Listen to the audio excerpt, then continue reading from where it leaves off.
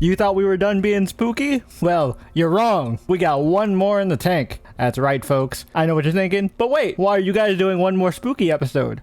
Well, let me tell you, we are actually recording this here episode on November 1st. Some of you may be familiar with that if you were raised Catholic. It's known as All Saints Day. Or if you are Mexican, you may be more familiar with it as Dia de los Muertos. That's right, we are recording this on the Day of the Dead. So we're going to be talking about some Undead, a movie that I have been wanting to talk about in full all year. And finally, we had a gap where I was too busy with work, so I couldn't watch 8 episodes of Task. So I was like, hey guys, want to do a movie? Yeah. And they were like, bet. I swear, so guys, we did it. I swear, every time we've had a lull, it's like, hey, you want to do this? You want to do this? You want to do this? Yep. And the movie I have been pushing on them since I saw it in theaters is, of course, Ryan Coogler and Michael B. Jordan's, honestly, I want to say their magnum opus, Sinners. Like one of my top 5 favorite movies of the year. I won't give my rating away just yet, but it's in there. Just to give you a idea. And it's in good company. You know, that top 5 includes stuff like Superman and Fantastic Four. And if you guys remember those episodes, you know what scores I gave those. Oh, yeah. So, yeah, just something to look forward to. But yeah, I'm super hyped to talk about this. I have actual, like, pages of notes, but I'm gonna, like, condense it because I want to take a more focused approach.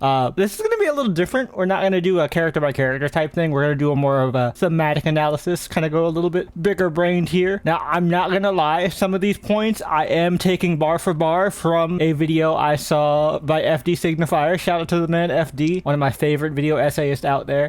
You know, I felt like he was a better authority to talk about this, seeing as that I'm not black, and this movie speaks a lot directly on black culture. So I was like, I'm gonna take more of the cultural points from somebody actually from this culture and not just talk out my ass. I mean, obviously as a person of color, I can speak to that perspective, but like, this is a inherently black film, so like, I wanted to get points from a black perspective. But yeah, so this is gonna be a fun time. But as per usual, of course, before we get to all that good stuff, we got to start out as we usually do by jumping right into the news with Brian. Take it away, Brian. All right, so franchise that we like, I really like, has been in limbo for a while. I also find it hilarious that the day we record on the Day of the Dead, we do not have an in memoriam. The irony is not lost on me. At least to my knowledge. If I'm missing anything, I apologize. Yeah. But yeah, a franchise that has been in limbo for a while, we finally have an answer. It's not the answer that fans wanted, but it's not like horrible news.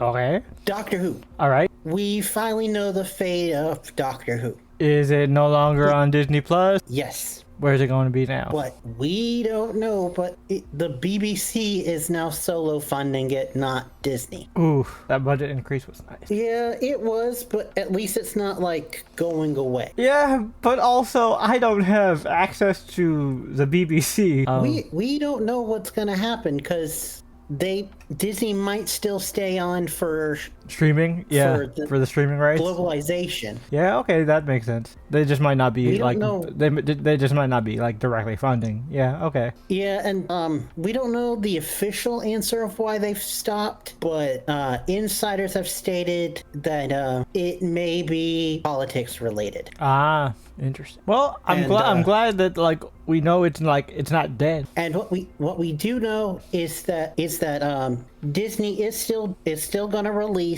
The War Between the Land and Sea, which is the Unit miniseries. Nice. It will be a 5-part miniseries that, as far as I know, starts in the UK in December, but will start in America in January of 2026. And after that, we did get confirmation that we are getting a 2026 Christmas special. Okay, so those will be on Disney Plus. Well, at least the Unit miniseries will. Okay, gotcha. Because the Christmas special will be part of this new post-Disney era, so... Okay, got it. We don't know as of yet. Okay, cool. I mean, after that cliffhanger, we better be getting more. I'm just saying. So I'm glad that it's at least still around. Likely, what people are expecting is that now that they actually have a final answer from Disney, they're going to start filming in 2026, and then we'll get it in 2026. Oh, okay.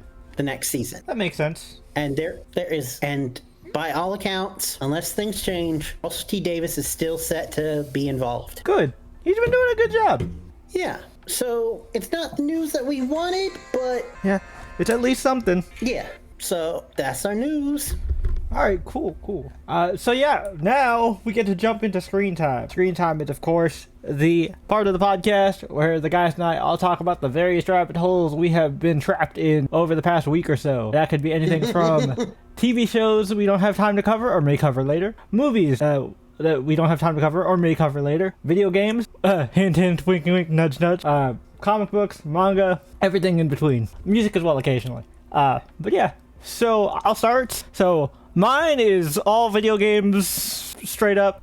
So I bought Dispatch, as I mentioned, I believe in the last episode, and they're doing a weekly release, 2 episodes every 2 weeks, but I think they did like 1 week back to back for the second release. So I played episodes 3 and 4 recently, and shocking no one, I chose Invisigal as my romance option when that came up, because, you know, Blonde Blazer is really cool. She's very, very sweet, and like their relationship is like super cute. And after watching the Blonde Blazer like actual date scene, I was wrong. She has not been secretly manipulating and playing us. She is just actually that sweet in real life, I guess, like in person. Like she wasn't just faking it to get rid of her boyfriend.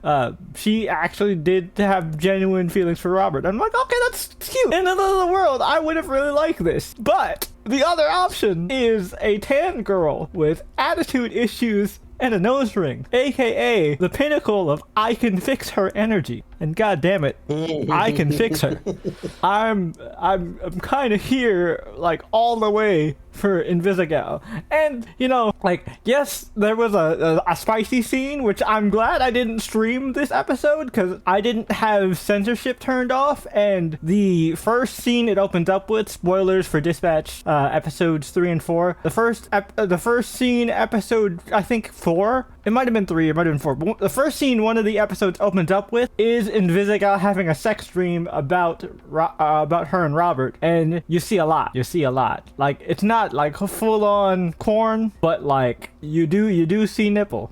You also see Blonde Blazer's nipple, but not in like a sexual way. She has a wardrobe malfunction and she has a bit of a nip slip, but you do see nipple. So again, I'm glad I didn't stream it, because I would have gotten in trouble, because I did not have censorship turned on, because I thought when it was censorship, I thought the censorship was like a verbal bleeping kind of thing. Nah, there's just full-on nudity in this bitch. Did not know that, because I never really look at the rated stuff, because I'm an adult. Why do I care? But I should care when I do stream the content.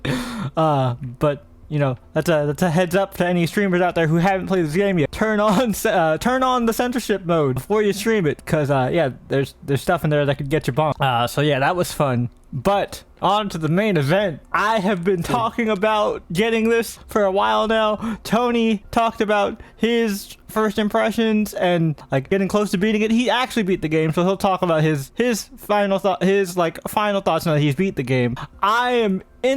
I'm in the beginning stages of it, but I've already seen enough where spoiling it doesn't really matter to me. But I will say I'll go ahead and give a spoiler warning to anybody ahead of time who has not played Legends ZA. I'm going to talk about it. And now that I have played it myself, and it isn't just me watching people stream it, I gotta say I love it. Is it perfect? No. Is it overpriced? Fuck yeah. It's 100% overpriced. But I said it before, and I'm gonna stick by it. That's not really just a Nintendo problem. That's a game industry problem. And I know what you're saying, but Jay, the budget for Legends ZA, you know, came out, and it's only like 13 million, which is really low for a AAA game. Yeah, but also, dude, like, Pokemon is Pokemon. Like, it's never been a high budget game. The importance has never been in the graphics. It's been in, does the game run well? And is the game doing something interesting and fun? The answer to both of those questions is yes. I play on the Switch too, so obviously my like runtime difference is significantly different from the Switch One, from what I've heard from other Switch One users. Now Tony says his run's fine, but Tony also doesn't really pay too much attention to like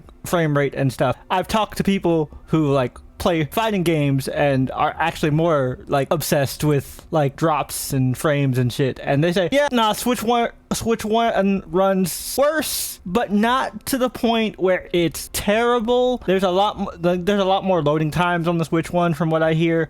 Switch 2 loading times are non-existent. Shit runs real smooth from what I've seen so far. I'm getting used to the battle system. I really like the battle system, but boy, like with my reflexes not being the fastest due to my disability, it does get a little difficult because a lot of it is switching out at the exact right time in order to dodge stuff if you want to get real optimal, and you also have to avoid getting hit yourself. And if you thought alphas were aggressive in Legend Arceus, you ain't seen shit. Yeah, the reflex thing, I've noticed that, which is why it's kind of I haven't been eager to get the game. Oh no, don't get it. It's not to the point where it's too hard, Brian. Honestly, to normal people, this game is gonna be baby mode. To us, it's going to be decently challenging. The only reason it's decently challenging is because my reflexes are ass. Everybody else who has has normal to good reflexes, the battle system should be really easy. But that doesn't mean it's not fun. It is very fun. I think it's really awesome, and with this cooldown system, it actually makes moves that you thought were kind of terrible before really, really good. Really? Like stuff like for example, I have a Heracross on my team, right? One that I got from trade from one of the side quests, and Pin Missile, one of the worst early bug moves of all time, is fucking clutch. Wow. Pin Missile is really fucking good. One of the best catches I've done so far, and I'm so proud of myself. Now, granted, I will admit I did not do this first try. I saved right before I got into the area where this thing was at, because I saw this motherfucker and I was like, I gotta catch it. I caught very early in the game a level 24, I want to say, Alpha Bellsprout. Caught that bitch. It is now a Victory Bell, and that Alpha Victory Bell is a monster. Mostly because of one thing, that Alpha Victory Bell or Alpha Bellsprout does not have, that the regular Bellsprout line does not come with innately. It has Toxic. Oh. And Toxic in this game is fucking devastating. With how this works in real time, and how they brought back the poison tick damage based on movement, which has been gone since, I want to say, Gen 5. So, it makes usage of status and hazards so much more devastating. The strategy is totally different, but I honestly like it because as much as I like battling, the turn-based has gotten kind of old. Now, don't get me wrong, there's still a chess game and an element of strategy and reading your opponent's moves to that type of battling, and I do enjoy the fuck out of that. But with this, you really do have to think on your feet. Not only does it test your reflexes, but you have to watch your cooldown. What I've done in order to kind of make this more efficient for me is I've placed the moves that I like to spam that have a shorter cooldown on the A button, so I know to press that faster, and the other ones on the other buttons, so that I don't rush to pressing that right away. So setting up your loadout is very key. I really like the characters so far. I've met a majority of the main cast and a lot of the main side characters, except for a small handful, which I'll get to probably in a bit once I get back to playing. But I really like them. And what I will say about the setting, everybody and their mom, who wanted to hate on this game, complained about the fact that, oh my god, it's just one city. What are we gonna do? Oh no, Legend Arceus, we got to explore a whole region, but we're just stuck in one city. Oh, this sucks. This city has so much to fucking do. Let me tell you something, man. I really enjoyed Legend Arceus, but my biggest complaint about Legend Arceus is that it was very barren. Yes, the environments were big, but those big environments were very sparse. Other than catching shit, there wasn't really shit to do. With this, you battle trainers on the street, you battle wild Pokemon on the street, you do parkour, which again not super complicated and it's not my favorite thing. Like, I mean, it's fun and it's, you know, simple enough platforming that a handicapped person can do it. So that's cool. I appreciate that from an accessibility standpoint.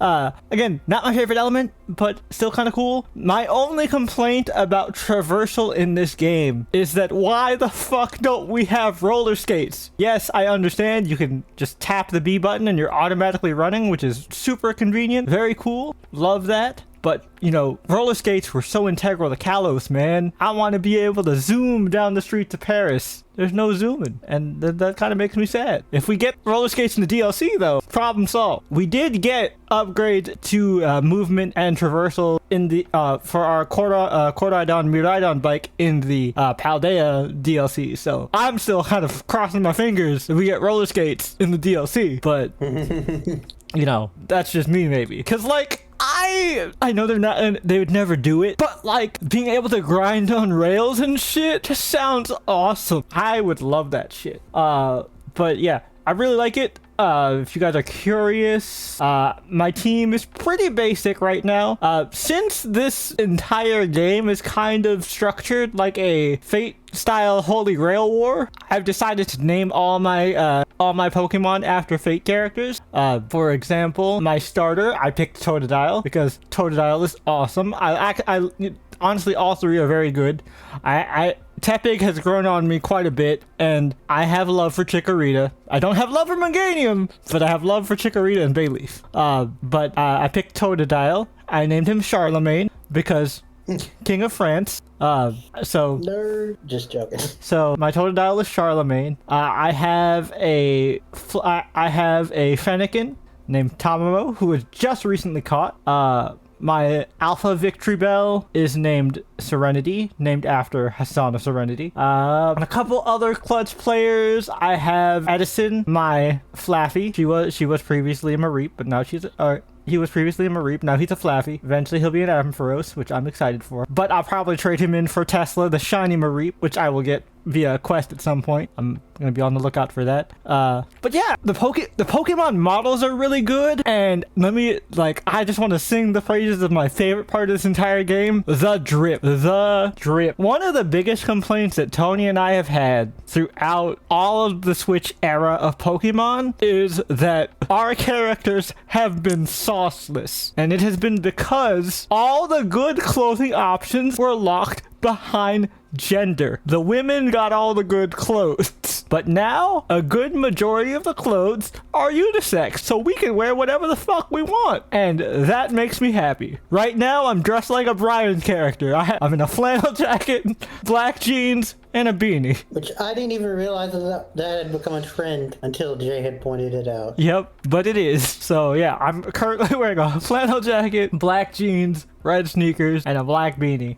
Eventually, I'll find a better hat. I really want that suit that I saw in the one display, but I was broke at the time because I spent all my money on healing items and Pokeballs because alphas were beating the fuck out of me. But now that I've done some ZA Royale grinding, I got the money for the drip, so I'm about to go in there and get me a nice little blazer suit combo. Look nice and fresh. I saw somebody that used this outfit, used the blazer suit outfit, and then dyed their hair green, and then added the eye circles, and they made themselves look like the fucking Joker. And I was like, oh, okay, that's kind of awesome. I'm not gonna do that, but that's kind of fucking dope. The character creation in this game is A1. The music is really good. Really, really good. I thought I would get tired of the Lumio City music looping around, but it changes from sector to sector just enough where you have a good amount of variety,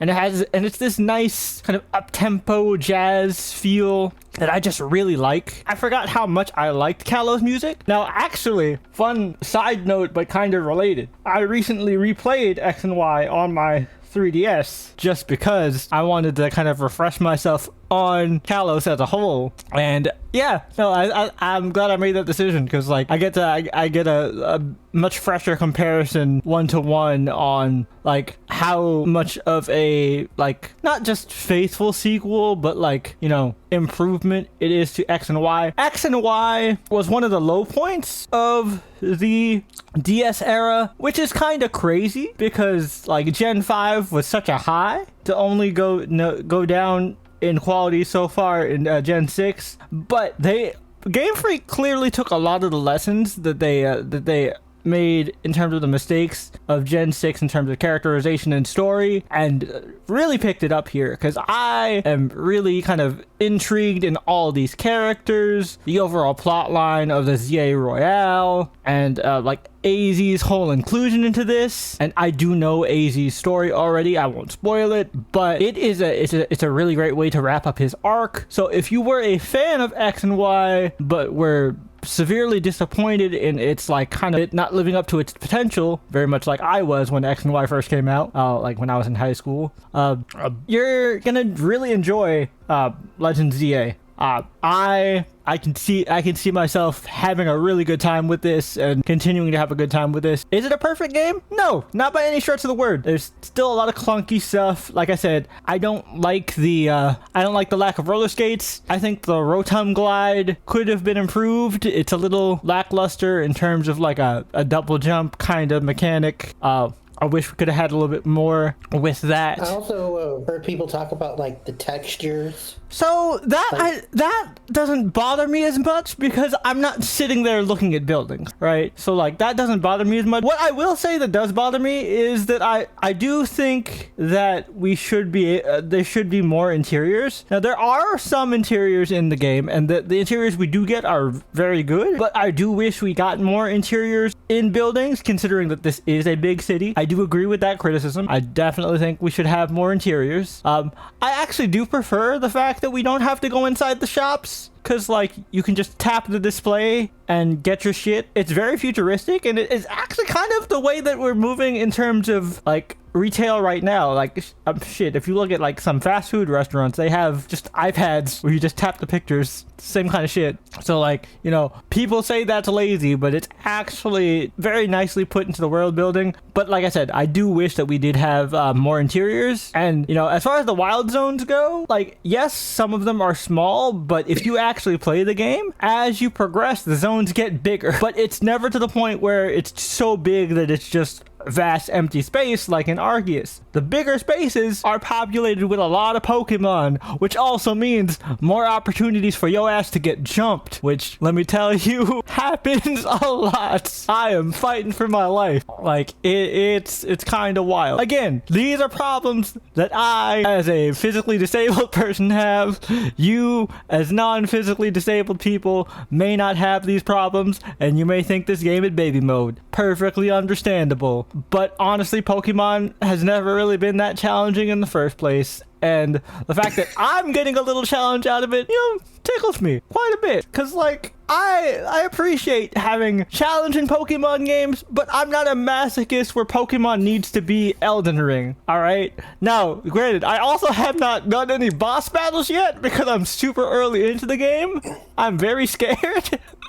But we'll see how good my dodge roll skills are when it comes to that shit. But I will report back next week, because I guarantee you with how deeply I'm locked in, I will be done by next week. But I'm gonna still be playing. But yeah, I'll go, you know what, I'll end here since Brian is probably going to talk about it as well. Brian, do you want to talk about episode 4 of campaign 4 with me? Okay, yeah. Yeah, so this Oh boy. Man, was this an episode? Holy shit. Like, I've heard a couple different people say this, and I do kind of agree. It was so much stuff that it was kind of overstimulating. I agree 100%. There were points where I was asking you questions because I had a hard time keeping up with everything that was going on at a point. Yeah, because first of all, we started off with our second ever fight, which like went even worse than the bar fight. It went even worse, and like I'm talking catastrophic. Well, because the way that Brennan has explained it, basically, is the way that he's doing this is kind of similar to like an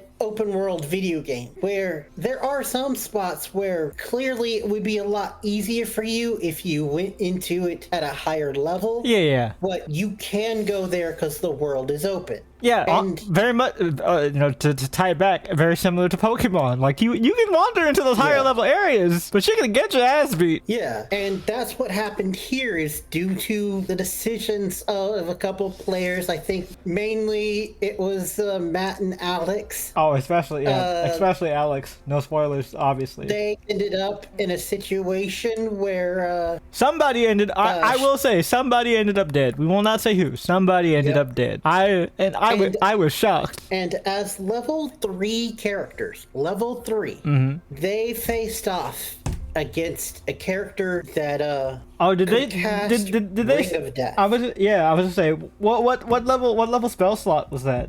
Oh, Ring of Death? I'm googling it now, but I'm pretty sure it's pretty high.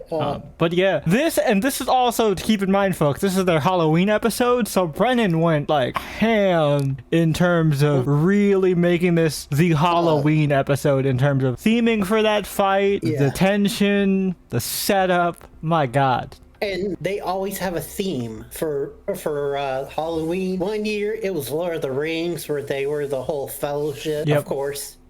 Of course, Sam was Gimli, Yeah, that makes a lot of sense. and Laura was Legolas. Also makes a lot of sense. Yeah.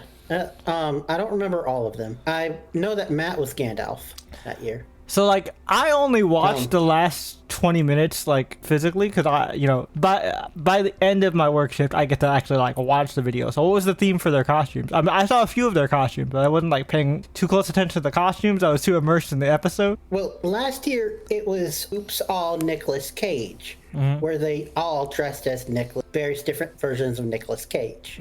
So this year they decided to go with Oops All Alex Ward, Octus's player. Yeah. And everyone dressed like he does normally, but he had to dress like Joe Schmoor in like a pastel polo with a khaki hat. Oh, interesting. To quote Abria, he looked like this was his first time playing D&D. Oh, that's hilarious. But yeah, also as like get a vibe for Alex and the type of characters that he plays and everything. His first like debut in the like TTRPG recording verse was Vampire the Masquerade. Ah, nice. And he was mostly known for that before he started doing work with Critical Role. Vampire is a fun game. That was actually the first White Wolf system I played before doing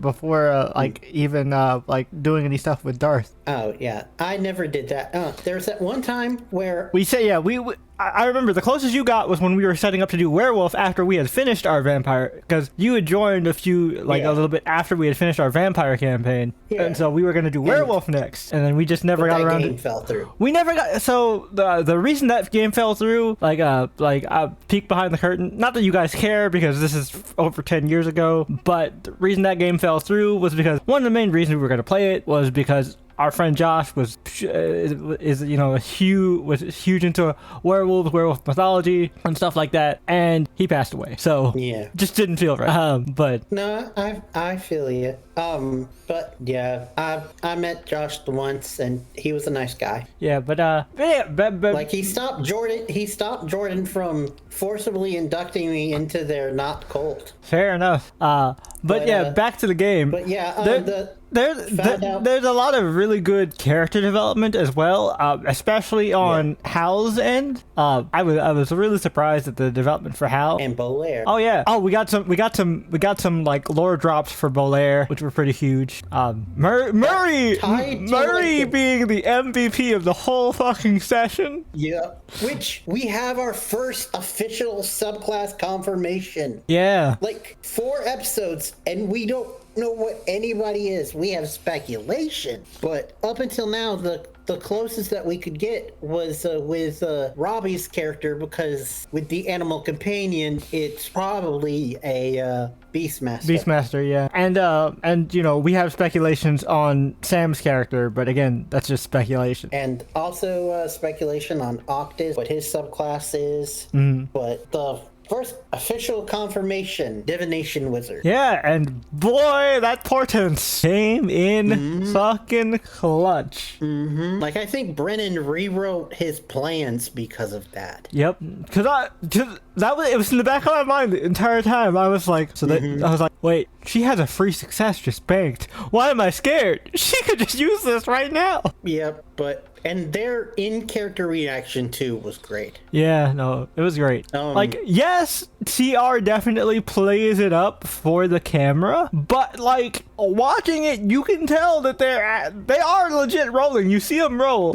And they also get their fair share of fucking shitty rolls too. Your 1s, 2s, and 5s and shit. I mean, hence both fights.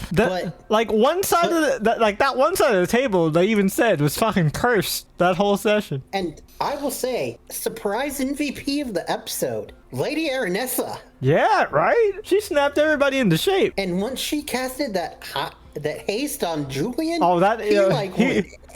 he turned into you remember when CW Flash introduced the concept of flash time? Yeah, that's what that reminded me of. Kinda, yeah. Where he was moving so fast that he got to have his own little moments, like the one with his father, and then like the one little moment when he escaped. And Matt has come out and said this, I believe. If I'm misquoting him, correct me in the comments. But I believe he actually did come out and say that he had the common misconception that fighters are kind of boring until last campaign. Liam played Orem, which was a Battle Master fighter. Oh, Battle Masters are so fun. Well, it's also, he got very descriptive with it. Oh yeah, that's how you have fun as a fighter. As somebody who regularly plays fighters. Yeah, so Matt didn't realize that, and Matt has always been like more like spellcaster focused. Yeah.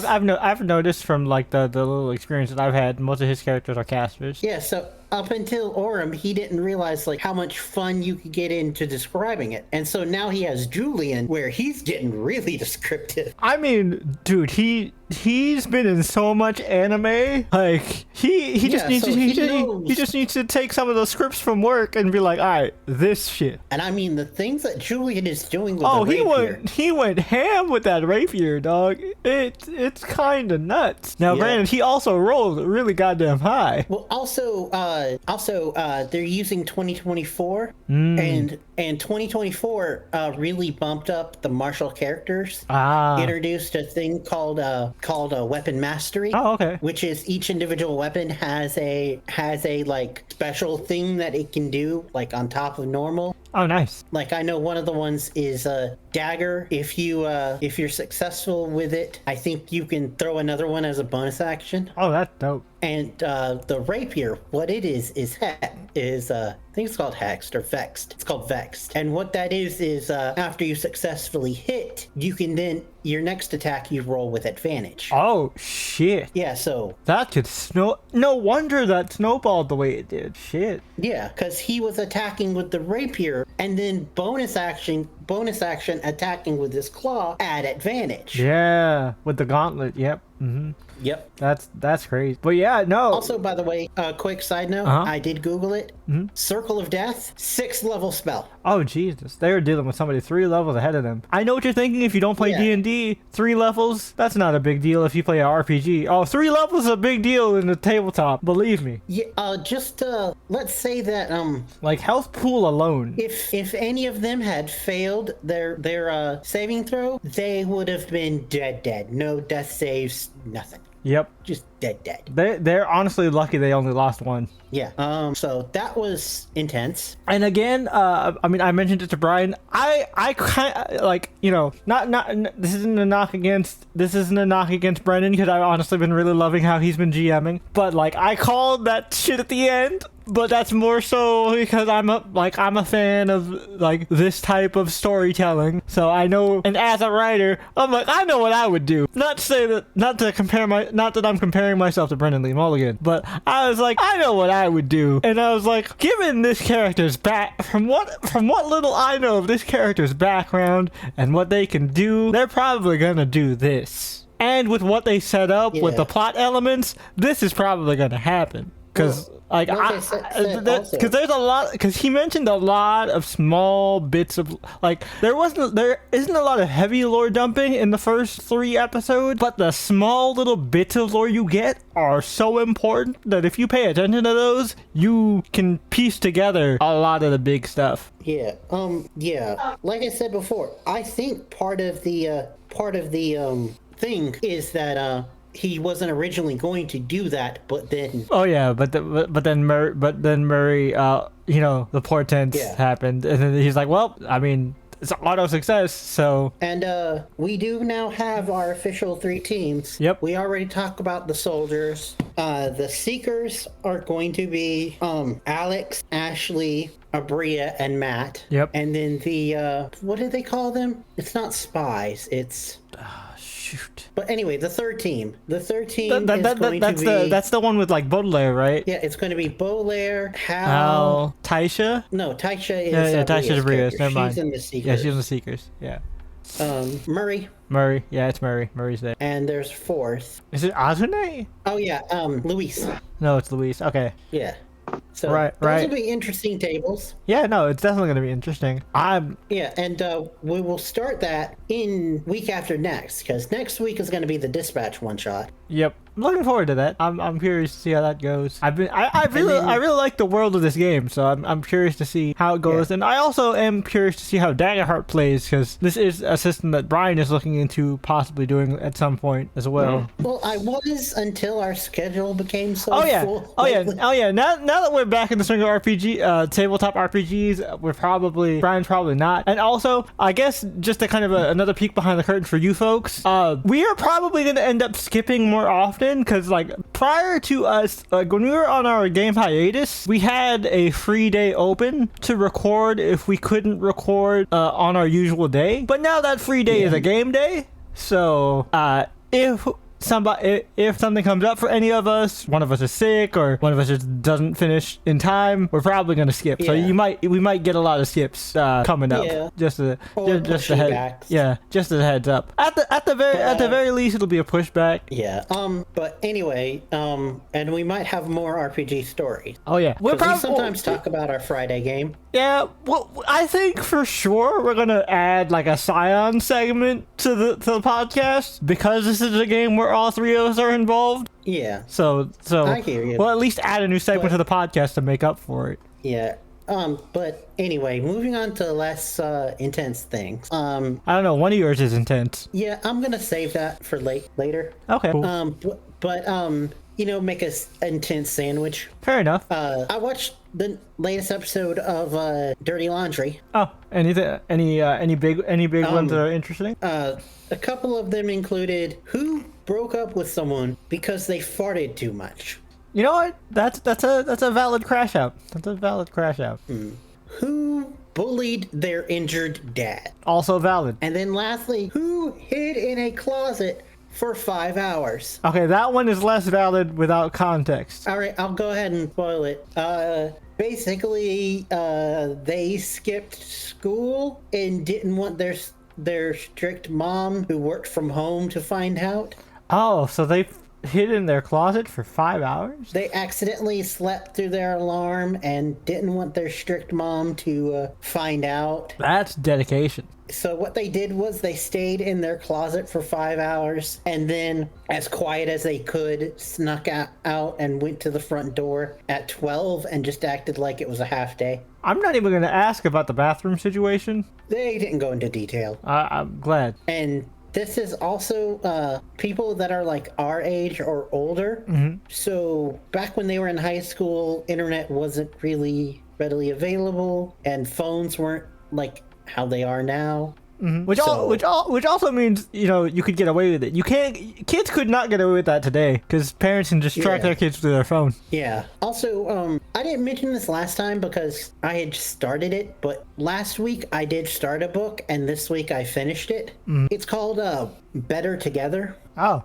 okay. It's written by actually someone that we are a fan of, Christine Riccio. Oh, Poland Banana Books, right? Yep. This is her second book. It's described as The Holiday meets Freaky Friday. Oh, cool.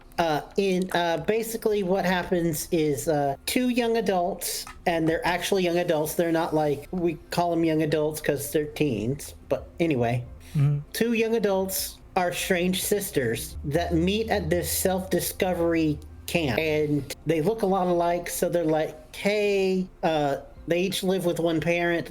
We don't know what happened with our parents, and we don't talk with our parents, so let's Freaky Friday this shit and like get some information out of each other. But we realize that this isn't like the movies, so they're probably gonna figure it out. So this more like, so wait, you say Freaky Friday, do you mean the Parent Trap? Yeah, I meant Parent Trap, sorry. No. You'll know why I said Freaky Friday in a minute. Oh, okay. But they decide to parent trap their parents, like just basically not to get them together, but just to find out what the other one is like. Yeah. Well, then after they decide to go, they go into this random cabin and magic happens, and now they literally look like each other, like illusion magic. Basically. So like a glamour is cast on them. Interesting. Yeah.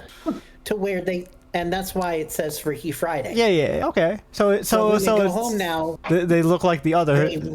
They look like the other sister. Yeah. Interesting. Yeah. A cool twist on that kind of like mythos and storytelling is when they look in the mirror, they see themselves. Can see themselves. Yeah. No, that makes sense because it's a glamour. Yeah, that's usually how glamours work. Yeah. So that's paying attention. Really cool, that's really nice. That's actually paying attention to traditional magic. That's a good twist. Well, I mean, I should have known. Yeah. Christina's always been into occult, witchy, not just witchy, but like occult magic stuff. She was big in the PJO fandom. Like that's actually how I found her. Was me and her are around the same age, and it was like senior year of high school, beginning of college, when like the second Percy Jackson trilogy, the Lost Hero trilogy, was coming out, and that's where I found her channel for the first time. Yeah, and her second book has been on my TDR for a while. I just didn't get around to it. I honestly got into a bit of a book slump until a Tusk Love brought me out of it. Yeah, you listened to Tusk Love, and you told us about that Roll for Romance. Yeah. Sounded really cute. Yeah, it was. That reminds me real quick.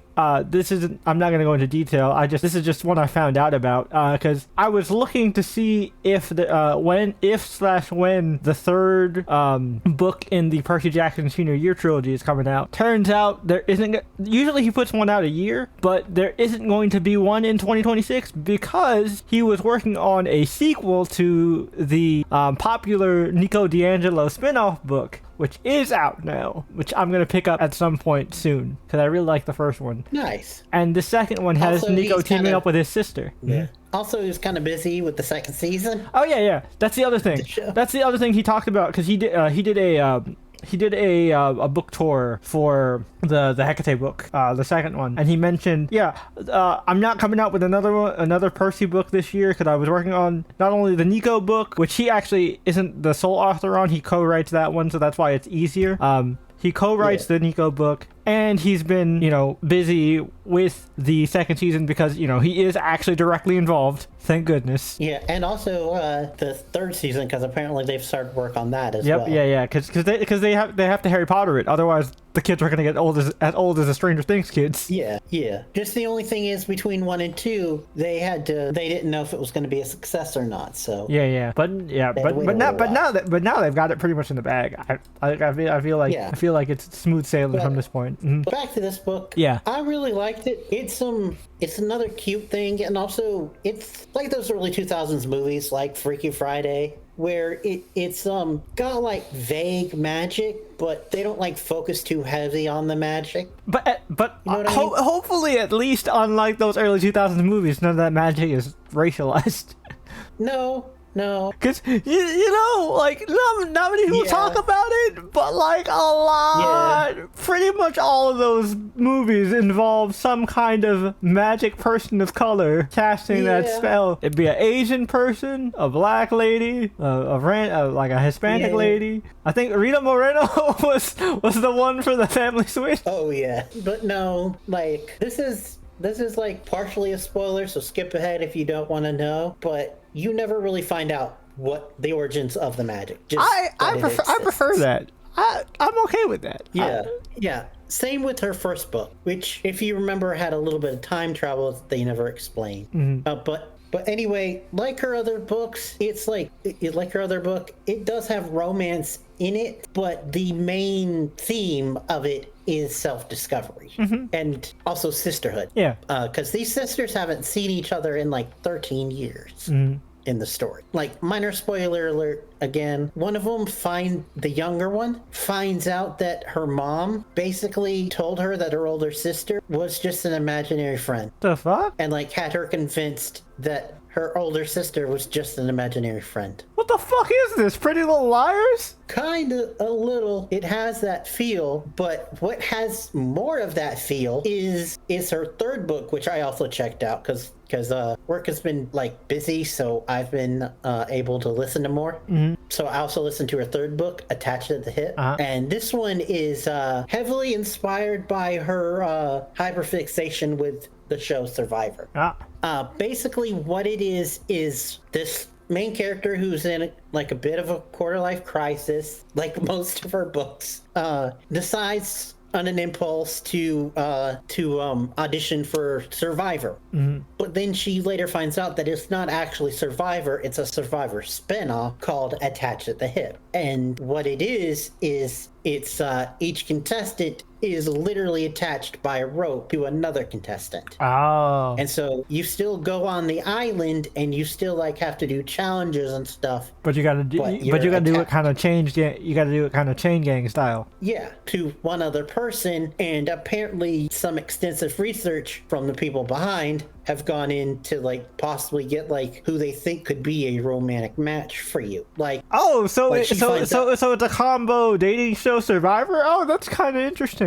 Like, she finds out that one of the contestants is her former crush. Oh, nice. Side note, again, didn't mean to interrupt, but this also reminded me of just random stuff because my coworkers were talking about it, so they convinced me because I didn't know a new season came out. But there's another installment of our favorite piece of Netflix trash, you guys. Love Is Blind has a new season. Oh, wow! I know we didn't finish the previous season, but like I got the recap. It did not go well. Yeah, it rarely does, but things always get messy with those. Like, Attached to the Hip, you can really tell that she's like invested in Survivor and these dating shows because she gets like hits really all the tropes. detailed with it. Yep. But in a good way, and there are also the tropes that are in there, and just like this is like more like tropes in here than she normally does. Like, she's not blonde, but there is a bitch with a heart of gold. Love that. Favorite trope of all time. And this is her first time at doing a triangle. Oh. But it ends very differently than I thought, and there's a good twist on it. I mean, does it end? You can kind of see the twist coming, especially if you are like a big Survivor fan. But it's nice. Nice twist on the ship on the like triangle thing. But yeah, I really like it. And also, characters from the second book like make appearances in the third. Oh, cool. Like, this is this is a spoiler, so again, skip ahead if you don't want to know. But one of the sisters in book 2 wanted to be a stand-up comedian, and the sisters do have a famous producer dad. Well, in the third book, the comedian sister, is the host of cool. So yeah, it's like they're in the same world, which is really cool. Also, she still does the confessionals that you would get at Survivor and all that, which is really cool because they describe like confessional so-and-so, and then we get like the different contestants talking to the camera. So it's, you not only get the main character's perspective, you get like what the camera sees for the confessionals. Nice. Yeah. Also, I forgot to mention this, but in the second book about the sisters, each sister is a different protagonist. It's a dual protagonist book. Okay. And each time that it's one sister, they have their own unique, like even like title framing for their chapters. Oh, cool. Like one always says angst and so-and-so, and then the other one is a girl is blank, because we also find out that one of the things that got their parents together in the first place was a common love of the Ice and Fire series. Oh, cool. Yeah, but it is kind of effed up, and they do point it out at one point in the book. The sisters are named Jamie and Siri. Ew. Yeah. Like, I know, like, it's not Cersei, but we know what it's supposed to be. Ew. And They call it out in the book. Like, the fuck were my parents thinking? Like, did they actually read the books? Because, like, I know. I mean, no, there are actual Ice and Fire fans that ship Lannister, so. But yeah, they do make references to Game of Thrones too. Like, at one point, the grandma gets called Lady Tyrell.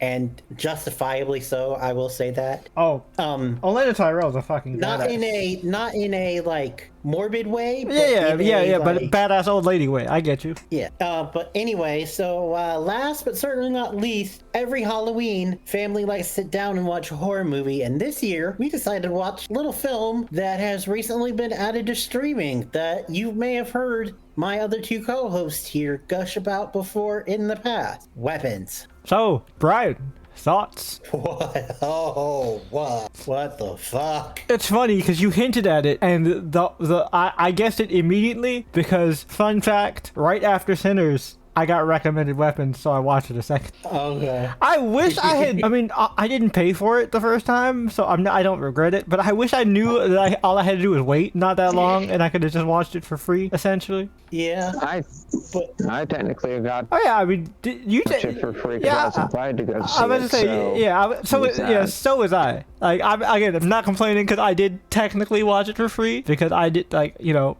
I watched it with the family, and I got that they paid for it. But like, if I had known, I was like, oh man, I could have just waited to watch this in the comfort of my own home. Yeah, but anyway, oh my god, that movie did not see some stuff coming. It was very spooky, but also I will admit, bravo to the director for the like subtle foreshadowing. Oh yeah, for sure. And I mean the crazy amount of like perspective juggling.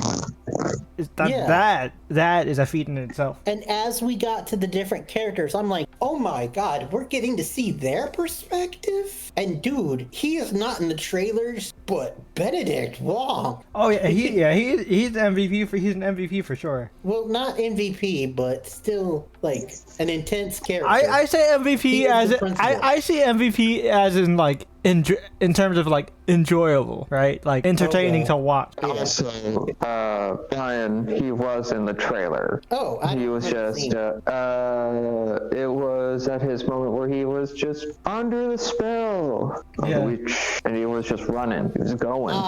I'm also glad we're getting a prequel to explain what the fuck the whole thing is with the witch, because I'm still confused. Yeah.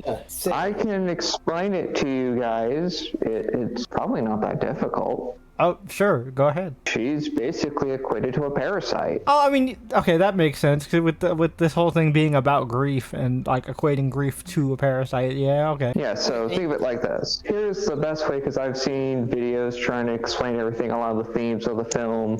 Some of them talking about it's kinda makes a lot of sense in a more thematic sense about certain individuals that do things at schools. Yeah, I figured that, but I think what Jay was saying was like in universe lore wise, like Gladys.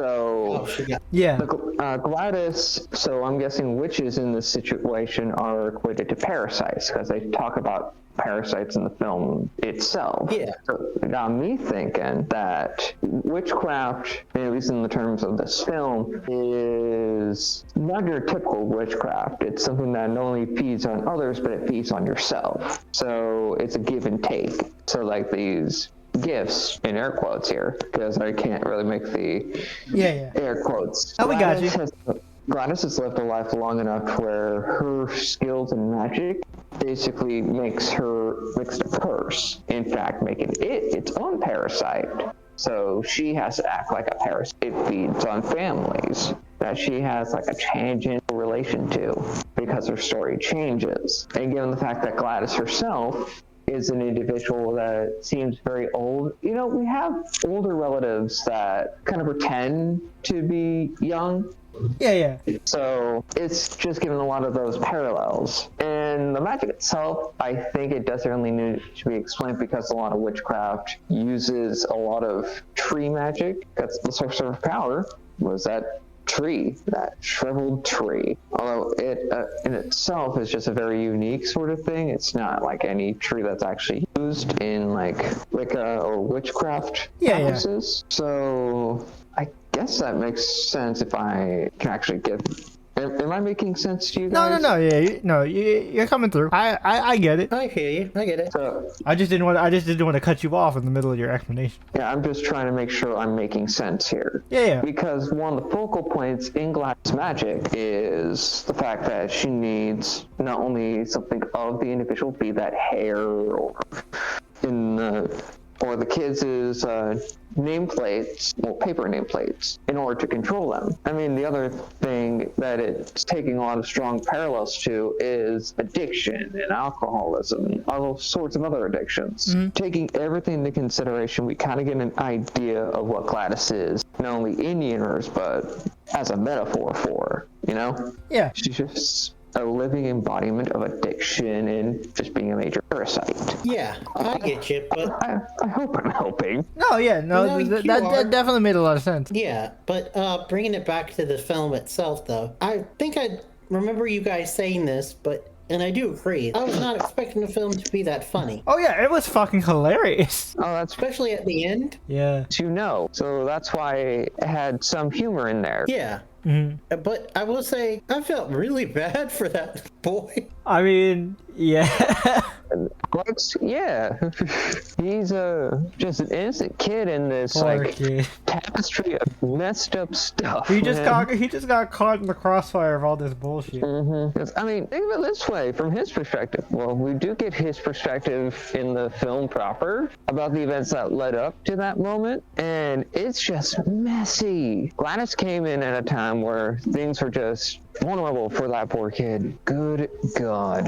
Yeah. That's just what addiction and what parasites do. They just pop in at any moment. They don't care, just without warning. Hell, his dad was like, hell, she's about to die anyway. We might as well help her out because she's family. Which is like an honorable thing to do, but damn. Yeah, I do kind of don't like that, though, the whole, like, you gotta help someone because they're family, or you can't cut me off because we're family type mentality. I mean, yeah, but also like it comes from a good place. It's not like, you know. I know. They didn't know what was going on. Yeah, at the yeah, point. that's what I'm saying. Like if see, they'd be enabling if they were aware, right? And that would have been bad. But like from the place from the context that they had, it's from like Tony said, it's from a very noble and honorable place. Misplaced, Yeah, it's misplaced, mind you. But they didn't know that. Yeah, and on top of that, the crazy thing about the whole situation is that Alex's dad was just doing this for his wife, for somebody that didn't go to the wedding, which is the crazy thing that he agreed to that. But hey, it is what it is. He sucked up his right. And I How mean, about an in-law? And I mean, me and Tony, fucked up. I was just gonna say real quick, me and Tony had already talked about this when we talked about Weapon before, because we both kind of did our individual digging into the movie. But like hearing the backstory of like, you know, when homie like wrote this shit and like, you know, the state of mind he was in, it makes a lot of sense to Oh yeah, absolutely. to why the movie is the way it is. Yeah, I was just gonna say that it is a little fucked up, though, that you're gonna take this woman in for a hospice around your young son. Yeah. Oh no, it's not uncommon. It's not. It's not. And I mean, and also, it's one of those. It's one of those like, you know, you don't want your relative to die alone. Yeah. Yeah, and you can't really afford Yeah. to send them to a hospice place. Hospice care is very expensive. Oh, absolutely. Hell, given my line of work, I know that to be the case. 'Cause some things are not cheap, I'll tell you that. Oh yeah, death is sometimes more expensive than life. Oh yeah, indeed. And like all the stuff that comes like with the like funeral and everything. Yeah, and not to mention like yeah. the mess that comes within families with inheritance, which, you know, they didn't even really get into that. But like, could you imagine?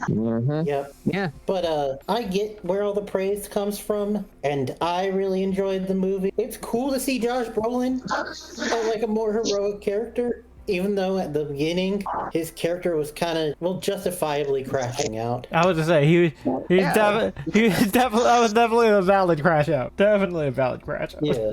I mean, any parent would just be crashing out because you don't know where your kid is. I mean, And the only other person that I know. and like the community wasn't doing shit about it. So like, what the fuck else? Yeah, and that's the other thing, and it's also a part of some mentalities that people have that hey, you know something. Yeah, that was also a really interesting thing that like they dove into with all the perspectives is the entire principle of the bystander effect. Oh, absolutely. Yeah. That is why when I got now granted it's been several years, but when I got like CPR training, they specifically said do not just yell out to the crowd, call 911. Yep. You point at somebody and say you call 911. Yep. Because otherwise the bystander effect where they'll be like somebody else is gonna do it. Somebody else is gonna do it. Somebody else is gonna do it. Yeah, and oh god. Like from a psychological perspective, just seeing like again the development of both a mob mentality and like how the bystander effect was used within this whole community at large was fascinating. Also, just how messy this community is on like a small scale. Oh yeah. Like, you got a police officer who is just an idiot. I swear to God, he's a moron. Oh yeah. Like this man. Now, granted, good for him trying to be sober and everything, but did you have to? I mean, the option to see a friend that you're slightly attracted to. You don't spend the night with them, Aaron. Right? Well, clearly, from their talking, it seemed like this wasn't the first time. Oh, yeah. Oh, I know. I know that to be the case, but it's just a pattern of behavior for this man. Oh yeah, no, he was a young fucking Han Solo was not. Yeah, no, he was a huge dumbass. No need to sugarcoat it. He was a huge dumbass. Also, point out something that is kind of funny IRL. Huh? That the drug addict Austin Abrams is also known for being in like one of the like most like druggy, sexy like shows out there. Euphoria, being the straight-laced guy. Yeah. Yeah. That is pretty hilarious. But the one thing that I will always say about this film is that its performances are stellar. Oh yeah. Like they are great. And also like nobody felt like they got like shafted in terms of screen time. Oh, absolutely. Like, it was very well balanced with that big ensemble cast. Mm-hmm. And given the fact that it's showing different perspectives, because we're seeing through what the character sees, and it's just stellar storytelling in that the way it was used. Mm-hmm. Just so good. And I can see why Julia Gardner has become like such a like presence so fast, so quick. Oh yeah. Because she's really good. Fucking tour de force. Oh, absolutely. Like, I mean, she's in like 2 of the top 5, like, or 2 of the top 10 movies of the year. Mm-hmm. This and Fantastic Four. Yep. Oh yeah. Yeah, and that's what I'm saying, right? Like people, that's how you know that like the comic fans that like shit on her were just mad because it wasn't like their book they remember, because like in both of those she gave a great performance. And like again, like the fucking the complete opposite end of the emotional spectrum, because obviously, you know, Shalabal is very much like, you know, kind of your stoic, completely cut off type of character. Like, you know, shit, like the range on this woman is fucking unparalleled. Yep, and another good actor, good at Crash Out. Yeah, that's like that could be the alternate title for this movie. No, it is kind of Crash Out the movie. Valid Crash Out is another name for what this movie could have also went by. Valid Crash. Or potential or already alcoholic. Potential or already an alcoholic. You know what? Also fair. All right. So yeah, now let's move on to Tony. Tony, you have wrapped up your time in Lumiose in terms of the main story. So, final verdict. It is a good game, gents. Good game. Fantastic game, actually. All I have to say about that. What would you give it rating wise? Out of curiosity. No, it's my personal bias, so I'm just gonna let it be my personal bias. It's a 9 out of 10 game. That's where I feel like I'm gonna land by the time I beat the story. Because I am shocked. Specifically at one video, it's just massive ignorance on just what the story was about. Mm-hmm. I mean, ignorance. Because apparently this YouTuber was under the impression that we were investigating Berserko Inc. And we were like, He was like, no, that's not how that works there, Chief. Oh, also, Like, we did already say that we were gonna spoil it. I will say, I'm kind of glad, like, not that I like supporting big corporations, but I'm kind of glad we're not doing the evil corpo twist, because we kind of already did that a couple times. You know, like Sword and Shield, that was the whole thing, and we already did it in Kalos with Team Flare, which Team Flare, if you guys remember, was originally presented as a philanthropic organization that turned out to be evil terrorist group.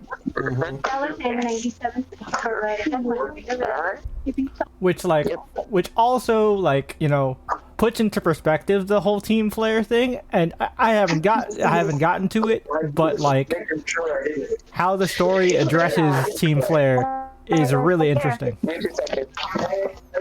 Yeah, and just the characters involved in like parts of the story, because you've seen videos for Jay, so you'll experience it for yourself. But I'll say it outright, since the game's been out for like a few weeks now. I'll just say one of the twists. Team Flare is back in a weird way. Well, weird is not the right word. It's back, but not in a way that you would expect normally. It's not back in the Team Plasma sense or the Team Rocket sense. Yeah, and it's actually the most interesting about that is it's the Utes 5 years ago that try to revive Team Flare because they're trying to do a philanthropic thing. Yeah, it's very much a story about the youth having to make up for the mistakes of the previous generations. I mean, the pinnacle of that, of course, being AZ, his 3,000-year-old ass. And this AZ as a character is so three-dimensional now. Yeah, which is what I was saying, right? Because like X and Y, I just replayed X and Y on my 3DS before, like maybe a week before I got ZA, and AZ is so hollow in X and Y, and like you could tell they wanted to make a Z to flesh it out, and this is what he needed. Like his story has I would say, I mean, I haven't experienced it, but just from what I've heard and seen in clips, he has a fucking damn near perfect conclusion, and it is rare for any character in Pokemon to get that level of love and care put into their story. Yeah, and here's the thing about AZ that I really like, since he's one of these Pokemon characters that has lived, and I mean really lived, a very hard life. He also doesn't dodge accountability, unlike a certain other character that he is related to distantly. Yeah. But here's the thing that is interesting about that particular file with L or Lysander is that he's inflicted with the same curse that his very distant uncle was inflicted with. Yeah, his several generations removed uncle. Yeah. Yeah. So his gruncle here, Lysander, after the events of X and Y, he's been humbled, really, and Lysander himself is actually taking accountability, all because of one Pokemon. I know. I just made the joke because of the I hate the amnesia trope. I know it's a played trope, but in the circumstances that he went through, I believe that it makes sense. Oh yeah, no, it makes sense. That partial amnesia. It makes sense. Partial amnesia. I'm not upset that I'm not saying it, like it breaks the story, because it does make sense. I just hate that trope overall. So when I heard that it was a thing, I kind of rolled my eyes a little bit. I get what you mean, but I'm saying that in story it does make sense. And this game also puts some respect on Zygarde's name. Oh, they basically turned Zygarde into a Digimon. Oh no, Jay, you don't know half of this shit. You want to know how crazy this Zygarde lore is? Oh, You want me to explain it to you? actually, no. Actually, the lore is something I want to dig myself. I'm cool. Okay. cool. So I'll just say this: Zygarde's role in the Pokemon world as the guardian of the ecosystem makes a lot of sense when he is a guardian of the Earth itself. So he appears when crises happen. That makes sense. I mean, we got that much from even just Horizons, right? Like with Gideon and his Zygarde. Yes, but you know what's the craziest thing about that? Zygarde learns. That's all I'm going to say. He learns. Nice. And given his structure as a Pokemon that's made of many cells and cores, he is a Pokemon that picks up information from the regions that he goes to and just uses it to his advantage. Yeah. The way I've heard somebody put it that I really like is he's kind of like the Super Adaptoid Pokemon. Yeah, not only that, but also like the comparisons to Perfect Cell from Dragon Ball. Oh yeah. It's very apt. There's also the fact that he and the other Kalos legends are based off of Norse mythology, which I find amusing. I do really like that they actually do incorporate like Xerneas and Yveltal into the story as well. Like Arceus, as much as I like Arceus, Dialga and Palkia part in the story felt kind of half-baked. Yeah, given that you only have to pick one. That is the one that goes berserk. Yeah, but you actually deal with both because you know it didn't make sense to only deal with half of a duo when you know the clash between the duo is the important part of it when you're dealing with a regional trio.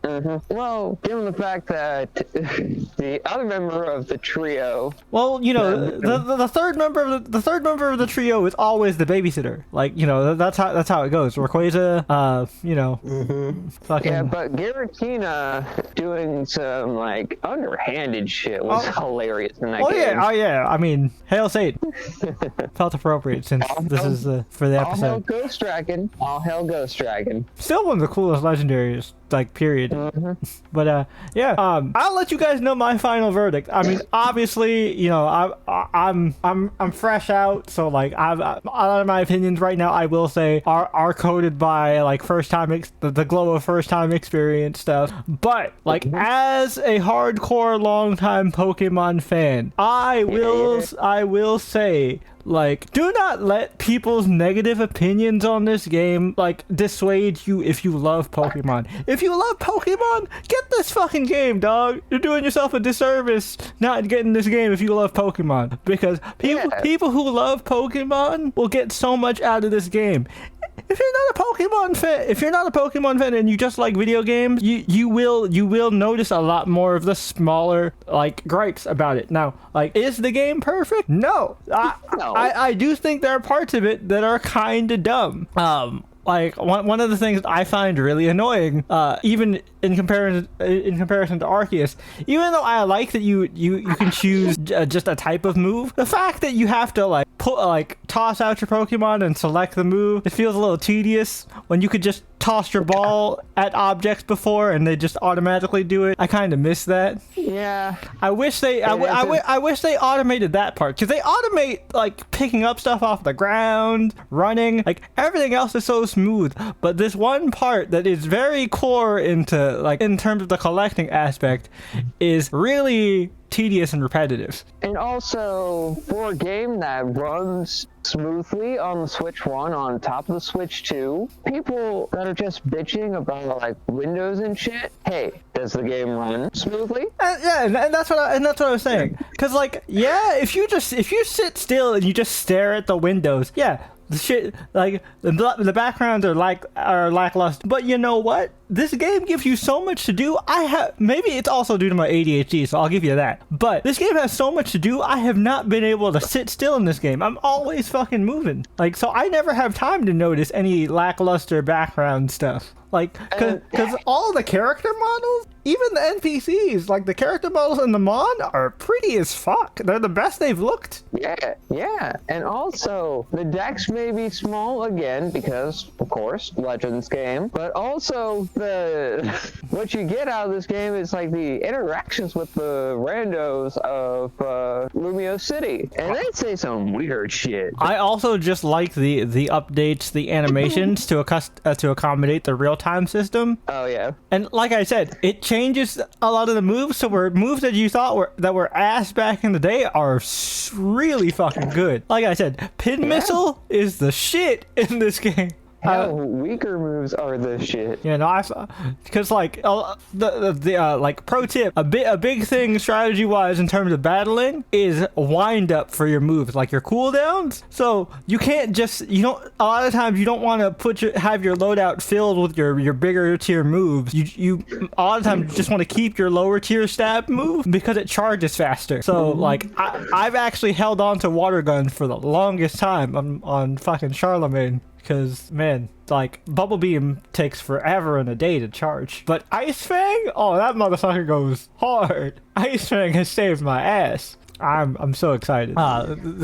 This game is a blast and a half. Like I said, if you are a Pokemon fan, get the game. And also get it on the Switch too. Like, I know Tony says it runs well on the Switch 1, but it is beautiful on the Switch 2. Maybe this is just new system bias because mine's fresh out the box, but like this shit is beautiful. And all I'm saying, those who are complaining about everything are just nouveau Gen 1ers.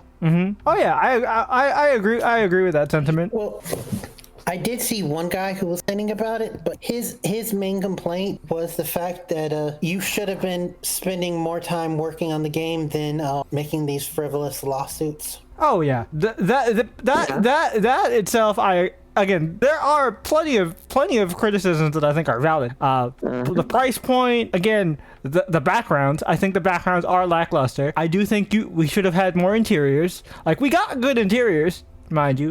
But we should have more interiors. It's a fucking city. We should be able to go into places. I also am very confused onto, like, how come we barely get any, like, mention of, like, where the fuck is Clement? Y'all kicked this motherfucker out of his home. We ain't hear nothing about him. Yeah, but here's the crazy thing that I learned recently. 2 members of the Kalos Elite Four are not members of the Elite Four anymore. I mean, Malva probably dipped because she was Team Flare and had to fucking go on the lamb, so that makes sense. Yeah, so you want to know who the other one was? Who's the other one? Seabold. Seabold? Yeah, he decided to step down from his position as an Elite Four member to. He's just focusing on chefing? That makes sense. Yeah, he's gonna just hone his skills, which I find hilarious. He should have competition. He should have competitions with Crispin. You know what's the best part about that? Huh? Like, after the events of this game, I wonder what's gonna happen with not only Clement's position in the Pokemon League, because he's like,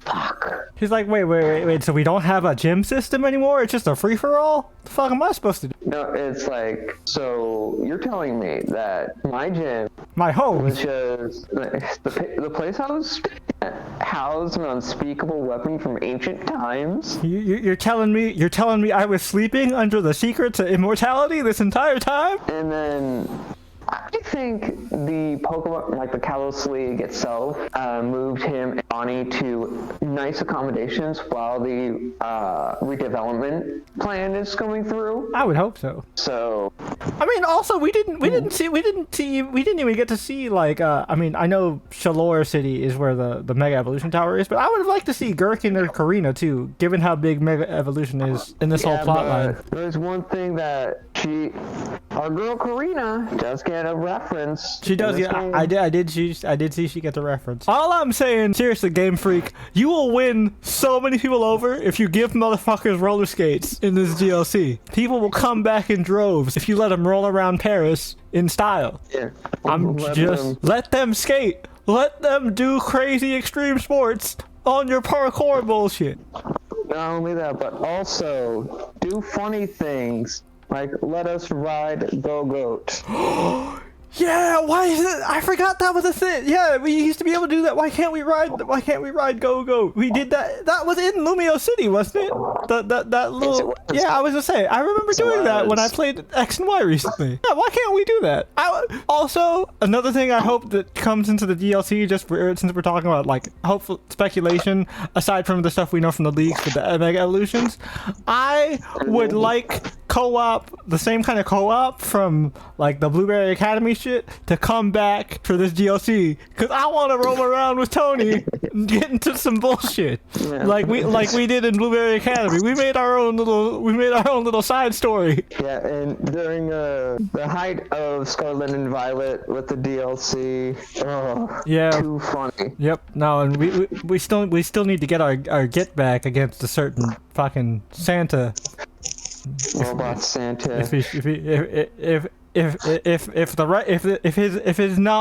his organic version shows up in this game as a raid boss, we know what we got to do. We beat him up. We know what we're not gonna do is we're not gonna call my cousin, because my cousin is unreliable apparently. Yeah, that man. Jesus. But I will say that we do get to see the more modern, in air quotes, version of the thing that we despise, Jay. Yep. He is here in Lumio City. I will say, the other thing, I do like a lot of, I mean, I said it before when I hadn't played the game, and I've only seen a few. I haven't actually gotten to any of the mega bosses, but I really do like all the new megas, to be honest. Like, even the dumb silly ones, especially the dumb silly ones, because I like when Pokemon just go silly. I don't know. Why are y'all expecting serious edgy? Serious edgy is Digimon, guys. Yeah, dude. We already have we have an S tier game that's a Digimon game in Time Stranger. It's like, what are you doing? I might actually also get that on the Switch too. Like, what are you talking about? Both these games are S-tier games, but they do things differently. Let them, okay, here's what astounds me the most, really, right? Like, why do modern gamers just conflate things? It's like, what do you guys actually want? Well, I think that's just modern day society, right? Like, you can never just be okay with something. It either has to be the best thing ever or the worst thing ever. That sort of binary thinking just makes life not so fun. Yeah, that's what I'm saying. Like, I think this game is good. Great, even. Is it the best game ever? No. Is it the best of the Switch era? Oh, far and above, yes. But is it the best Pokemon game ever? Hell no. I like to say that its story is up there and that its mechanics are great. Oh, its story is in the upper echelon. Mechanically, I think this is the most innovative Pokemon's ever done, which is why I'm giving it massive praise. And as a hardcore battler, like, I was kind of scared how I would feel about these mechanics, even though I like them on paper and like watching them on stream, but experiencing them myself, I'm like, oh, I actually really like this, because battling was never challenging to me before when it was a turn-based game, because all I had to do was click a button. If I had the right strategy, all I had to do was click one button and I would win. But there are so many other factors that I gotta balance with these battles, and I'm like, oh, this is fun. Now I feel like a Pokemon trainer. Now I can activate all of my brain cells. But like, I need to lock it in. But yeah, man, like, it's fun. That is the thing that people miss, right? When you're focusing so much on the finer details, and yes, I'm not saying you're wrong, right? People who are criticizing the game. A lot of the technical aspects that are weak and should be improved, and I'm not giving Game Freak an excuse. They have the money, they have the resources, they could and should do better in these aspects. But at the same time, at the end of the day, with a game or any form of entertainment, the bottom line is, did you have fun? And I had fun.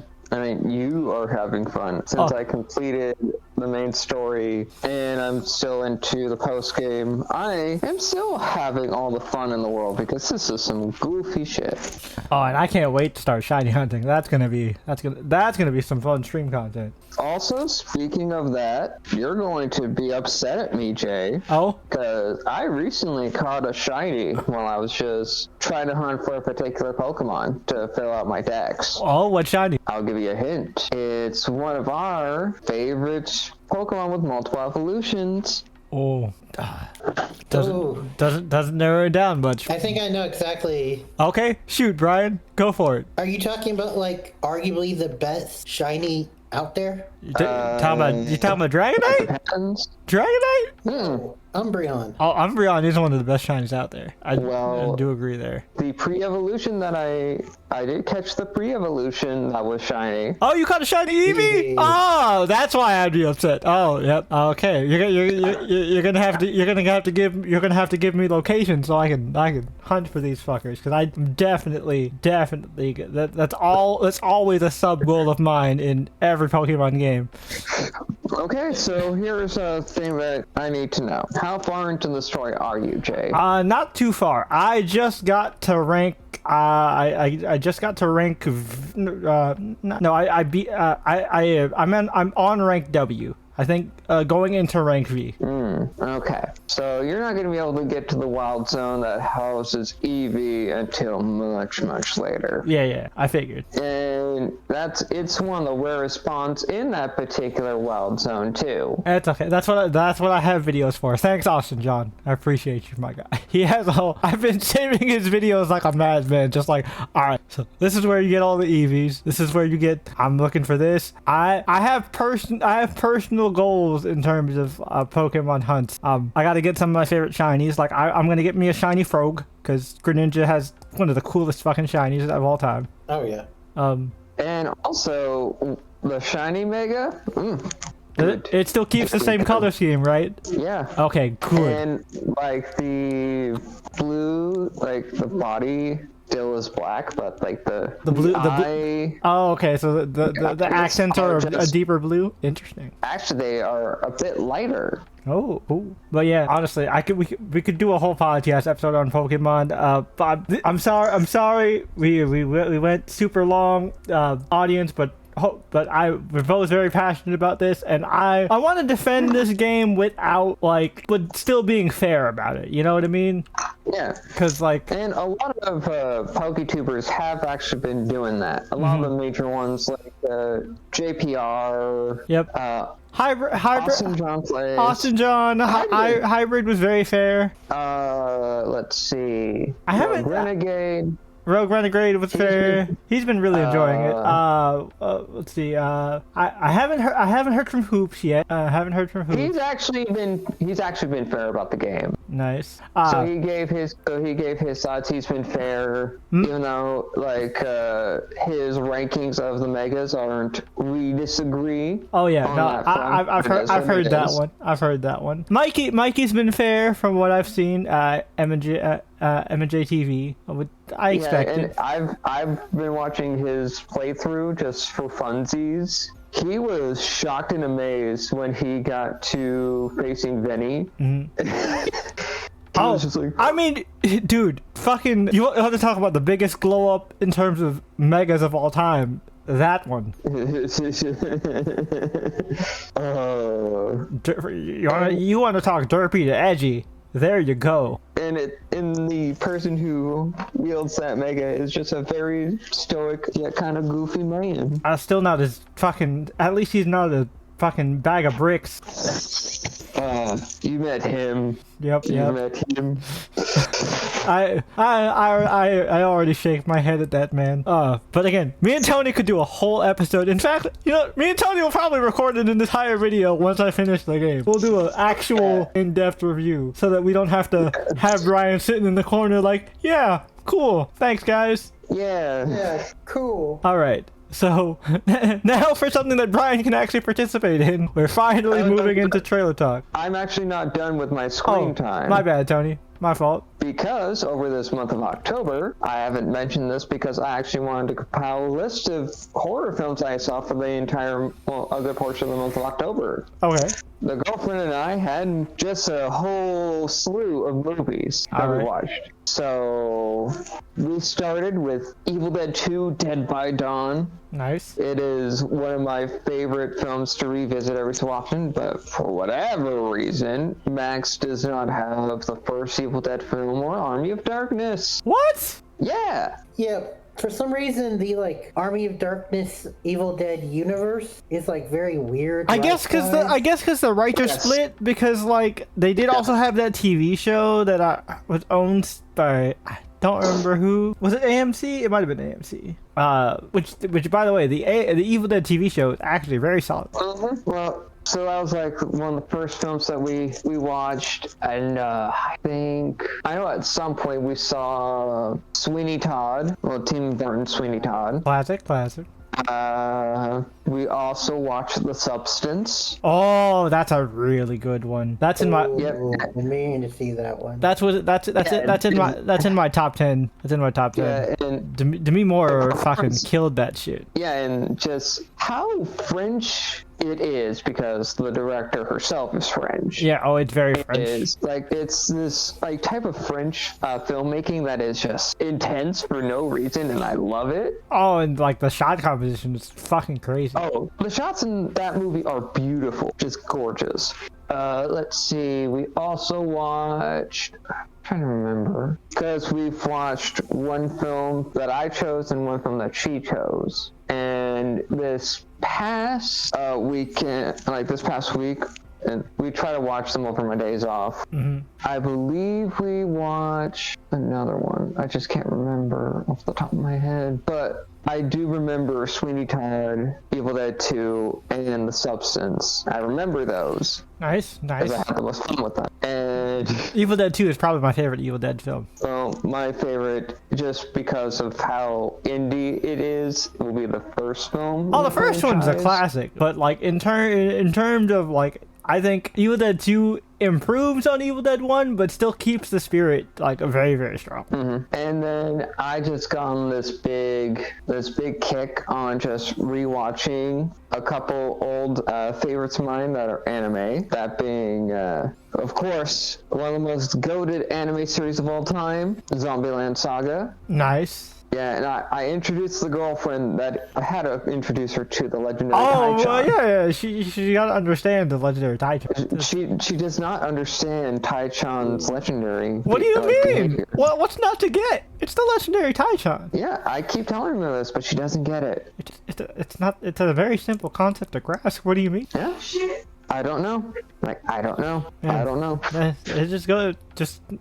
Tai-chan just too much for some people, I guess. Just goes right over people's heads. She's just too powerful. And then, even though it's kind of garbage, I like it because it's just really funny to me. It's I've been watching this Netflix exclusive anime adaptation of Junji Ito's short stories. Oh wait, are you talking about the Max one? No, I'm not talking about Uzumaki. Oh, okay. I watched. Okay. Yeah, I'm talking. So Netflix. Netflix has a Junji Ito? I did not know that. Yeah, I think it's called Junji Ito something Masquerade of Horror, I believe. Is it also bad? Animation wise, Uzumaki is better animated than this. Jesus Christ. Here's the thing that I find amusing. The stories that they chose to adapt are good ones. I like them. But Junji Ito is just becoming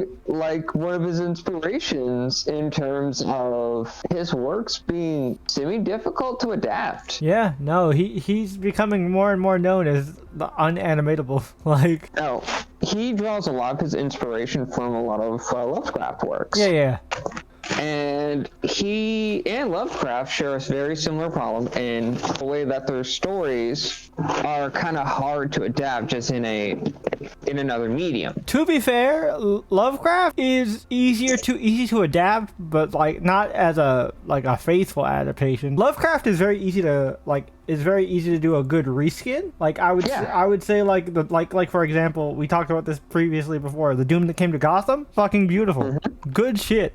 Yeah, here's the thing that I always see in a lot of Lovecraft works, a lot of Lovecraft adaptations. Some of them try to adapt what makes those particular stories terrifying, but it hits the mark. And also, it's kind of a problem with a lot of King adaptations too, because Ito also loves Stephen King works. Oh yeah. And I find it funny that two of the most famous horror authors inspired a mangaka that kind of follows in their footsteps and having a tough time getting their works adapted. Although for King, he's been having a bit of a renaissance lately where, the adaptations that he has been getting to his works are great, especially if they're done by Mike Flanagan. Yeah, and then even the Long Walk. The Long Walk was fucking awesome. I love that shit. I still need to watch The Long Walk. You should. It's great. Same. I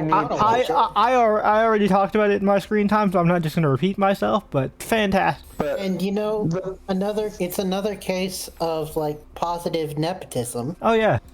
Because the lead dude is I believe he's the son of Philip Seymour Hoffman. Yep.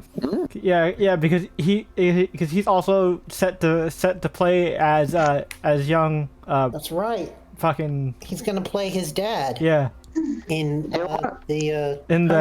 Haymitch prequel, yeah. Mm-hmm. But the thing that just amuses me about this particular anime for Junji Ito is it's the animation is flat. And the English voice work in this particular anime is it's good, but damn. Because Uzumaki, the first episode was good, and then after that, it just became a motion manga. Yeah, but with this, it's not a motion manga. And that's the crazy thing. It's just the animation is paler by comparison. Which is wild, because like I said, it moves like a fucking slideshow. Honestly, the old Marvel motion comics, moved better than this. And that classic Watchmen motion comic that DC put out years and years ago? That looks better than the Uzumaki one. Yeah, but Uzumaki's animation is a lot better than a lot of what I've seen in this. I need to watch this just so I can laugh at it. I'm curious. I'm gonna have to put this on my list. You know what's the crazy thing? We don't even the most stupid shit about this whole the whole adaptation with Junji Ito's work. It's just they picked a lot of the good short stories. Yeah, that is the unfortunate part. That is the unfortunate part. They picked the story with the tall model that has the rows of teeth. Oh, I love that one. Yeah, they picked that one, and I am big sad about it. I mean, it's well animated, but it's also not that good animation wise. Dang, you hate to see it. I think out of the adaptations themselves, that's the only serviceable one, because it adapted the story, but its animation's just booty cheeks. Man, that's rough. And they also include that creepy character who likes to just do weird shit by just doing this practice where he nails dolls that look like his enemies onto trees. Yep. I know the one you're talking about. So he's been in multiple stories in this particular anime. Oh my god, this kid is insufferable in this adaptation. Oof. Insufferable. The voice actors that they picked to voice them in English, they do amazing work, because I can't give much flack to the voice actors. I can't give them too much flack because they have what they work with. Yeah. But My God. From just my memory alone, this kid is just insufferable. I think it's definitely the point of his character, but like, my God, I wanted to box him. Damn. And when you guys know something is terrible if I want to box a fictional character. Yeah, he hasn't wanted to do that in years. The fact that he's relapsed says a lot. Yeah, it's just I like to say that I have some control over myself. The last fictional character that Tony's wanted to punch in recent years was Kate from Monarch. That's because she was dumb and just a terrible person. See what I mean, audience? See what I mean? Do I acknowledge the fact that she's a flawed person? Yeah. Can I acknowledge the fact that she just does dumb shit for no reason? Oh, yes. Well, funnily enough, I didn't mention this before, but that actress might continue to do that once again because she was cast as a very not liked person of history. Ooh. Okay. Is this in trailer talk? Nope. Oh. This was just an older news story that never what, talked about. what's the person? Uh-oh. Before we transition into trailer Yoko talk. Ono. Oh shit! Oh, God. Oh shit! In that like 4-movie Beatles event thing they're doing. Okay, that checks out. That makes the most sense now. Now, to be fair, I watched this Lindsay Ellis video essay. That wasn't in defense of Yoko, but explained Yoko in more context, and like she's nowhere near as bad as people make her out to be. It's more so just a narrative. Yeah. Against True. Yoko. Because everyone be pushing their narratives and shit. And Yep. and also like it's let's be real, the 60s was very misogynistic, so it's very easy to throw a lady under the bus, especially a very like revolutionary and outspoken lady who did not take shit from people, which the 60s was a very much woman stay in your place kind of era, unfortunately. So Yeah. Yeah. And God forbid if that woman was also a woman of color. yep. And the girlfriend just reminded me of another film that we watched, Fresh. Oh, nice. Yeah, for the folks at home, Fresh is about this woman who meets a guy at a grocery store, and this gentleman, played by Sebastian Stan, aka Bucky Barnes. That movie.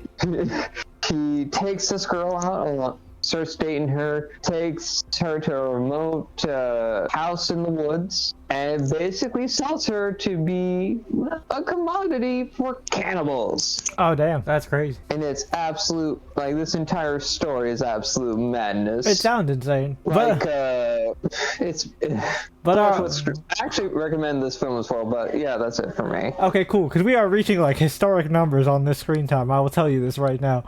There's a lot of fat here that you're gonna need to work on, Tony. But yeah, nothing I mean, honestly, keep most of it because like a lot of this is valid. A lot of this is valid because we went to some pretty in-depth stuff. But anyway, trailer talk time. The segment that Brian can actually participate in, because this is the segment that Brian put together for you lovely folks at home. He has gathered together 6, count them, 6 brand new trailers as of the recording of this podcast, and this is the point in the video where you do all the usual YouTube things, hit that like button, notification bell, hype the video, all of this stuff, and then pause the video very quickly, go down below to the description, check out that playlist, watch those trailers, and once you unpause this, thanks to the magic of editing, we will be done reacting to those trailers ourselves, and we will give you our fresh takes on these trailers. But until then, please enjoy this word from our non-existent sponsors, and I hope you've enjoyed this movie-length edition of Screen Time. And we're back. Okay, this was a good batch of trailers, but all over the place, all at the same time. I tried to make some thematic semblance with it, but Well, I detect a theme there, Brian. Weird shit in the month of November. It's a lot of weird shit. So let's start with the least weird shit. It's out of order, but let's talk about the thing we're the most hyped about. 1,000 Blows Season 2. Fuck yeah. Yeah. We love Hell yeah. we love that show. I'm excited to see what kind of bullshit Mary and Homeboy get into. I can't remember Homie's name right now. Yeah, but what happened last season Good God. Yeah. I'm amazed that Ro is just going to be. It's going to stand on his morals, not like that one motherfucker that killed his brother. Yeah, well, I think his brother was put into a coma. Is he dead? Was he dead? I don't remember. Did he die? Or he just got put into the hospital, right? And then he just said, never see me again, right? Or did he actually die? I think. I don't remember. I think either or. He basically incapacitated his brother. Yeah. 'Cause he's a dude. Yeah. Sugar Yeah. did that. Yeah, Sugar did And, that, yeah. Sugar did that. And, Fucking Sugar. The guy that you can't remember his name is Hezekiah. Hezekiah, there it is. We love Hezekiah, man. Yeah, Hezekiah is the goat. He was fucking awesome. Rest in peace to his brother. Rest in peace. Yeah. He's the one that has the dead brother. He's the one with the dead brother. Yeah. Because Sugar did some underhanded shit. Yep. Like, Yep. I don't care. Sugar has a grind. I respect it, but I don't respect his actions because he's kind of an idiot. Yeah, no. Not kind of an idiot. A full-on moron. He's a dumb brute. That's all he is for real. But either way, excited. That's the one hell of a way to start the new year. Oh, hell yeah. Also, speaking of the new year, a little update because we had a discussion behind the curtain. Brian and I are going to be covering Stranger Things old school style because we have covered every season of Stranger Things across various iterations of the podcast. Obviously, you can't find all the episodes because some of those are on my old channel that, is defunct. Rest in peace. But we've covered every single season, so we're not going to stop now. Unfortunately, we found out Tony has never seen Stranger Things. We were under the assumption that he had. And maybe he was a season or two behind, but he has never seen it. It's not like I have. Okay, so to defend myself a little, because I was about to explain and things got a bit nutty, and we did some housekeeping on that front. My point that I was trying to make is I can acknowledge quality, that it is good, and I look for more projects from the Duffer Brothers. It's just something that didn't interest me at that moment in time. Totally understandable. It's just, I mean, we're just saying, we're not going to make you watch all of those just to do an episode. Hell, one thing I can say that it's not like we haven't done that before, Fair. Like, just for Wednesday alone, I end up really loving Wednesday. Yeah. And yes, it's shorter season count, but I was able to do it. Yeah, but also, like, we were okay with Wednesday because those were 30-minute episodes. Stranger Things are full on like hour plus, and that's like four seasons. They don't start that way, but then they ended up that They way. get that way. Okay, but if anything, eventually I will have a journey of watching Stranger Things. Okay, cool. That's all I'm going to say about that. So, but yeah, don't you worry, folks. I will see Stranger Things eventually. But other things. Yeah, from our perspective, Brian and I are definitely hyped. I'm excited to see how the shit ends. Oh yeah, same. And like the evolution of 11 now. Right? She's fucking Supergirl. It's like, and for the people at home that don't know, Tony is cool with spoilers. Yeah. Like, I don't care. When she lost her powers, it looks like when she regained them like with a power. And then some, yeah.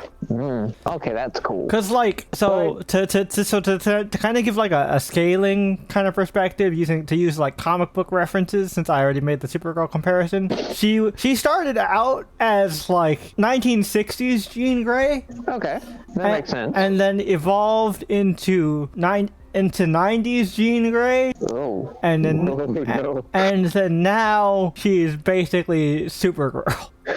Like, she lost her powers, and then she's slowly been gaining them back, and now she's super. Because essentially, she can do Supergirl shit. That's funny. essentially she had what we thought was billed as the final clash with the BBEG, and then like she essentially absorbed his power and took it into herself. Oh yeah, that's right. And so that's why she's amped up. Okay, so that makes sense. Yep. Okay, that's cool as hell. So I guess to to keep the Jean Grey analogy going, because Jean was the big like comparison that they made in the universe too, because they were comic nerds. This is basic. She's kind of in her Dark Phoenix era, but without the evil. At least Like we don't know negative aspects of the Phoenix Force. Yeah. Okay. She did have one like episode where we thought that she was going dark and like got emo clothes and everything, but then she was like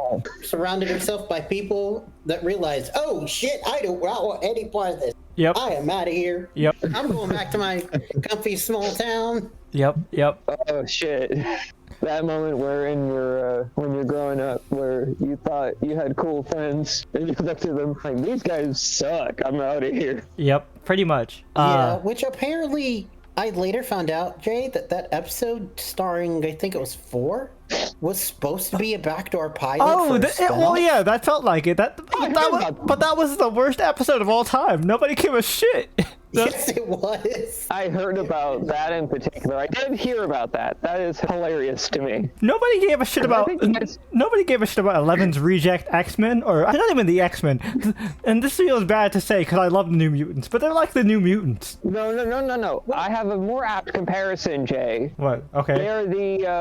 They're Godolkin's team from The Boys in the Boys comics. Yeah, exactly. Yeah. But the thing is the G-Men. Ford was the only one with powers. Yep. And her powers were like illusion based. Yeah. She could project mental illusion. She was basically Danny Moonstar. Oh, Danny Moonstar, but not cool. But not cool. You. Exactly. We have Danny Moonstar at home. Oh, no, Timu. Yes. Danny Moonstar. There you go. Danny Moonstar. Exactly. Yeah. But yeah. So either way, me and Brian are gonna do a Stranger Things video, just like me and Tony are gonna do a Pokemon video. So look forward to that shit. Yeah. Moving on. A show that we might actually cover. Who knows? Depending on how things go. Mm-hmm. Pluribus. Yeah.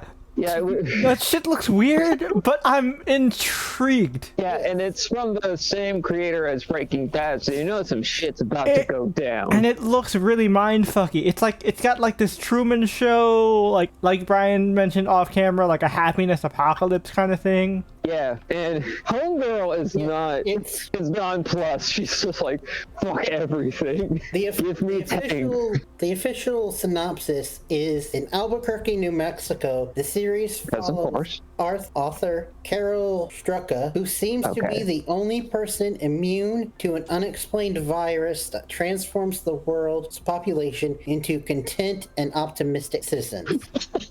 Oh man, it's the there's no war in Ba Sing Se virus. Oh no. Starring Kim from Better Call Saul. Which I fucking love Kim. God. By the way. Oh my god.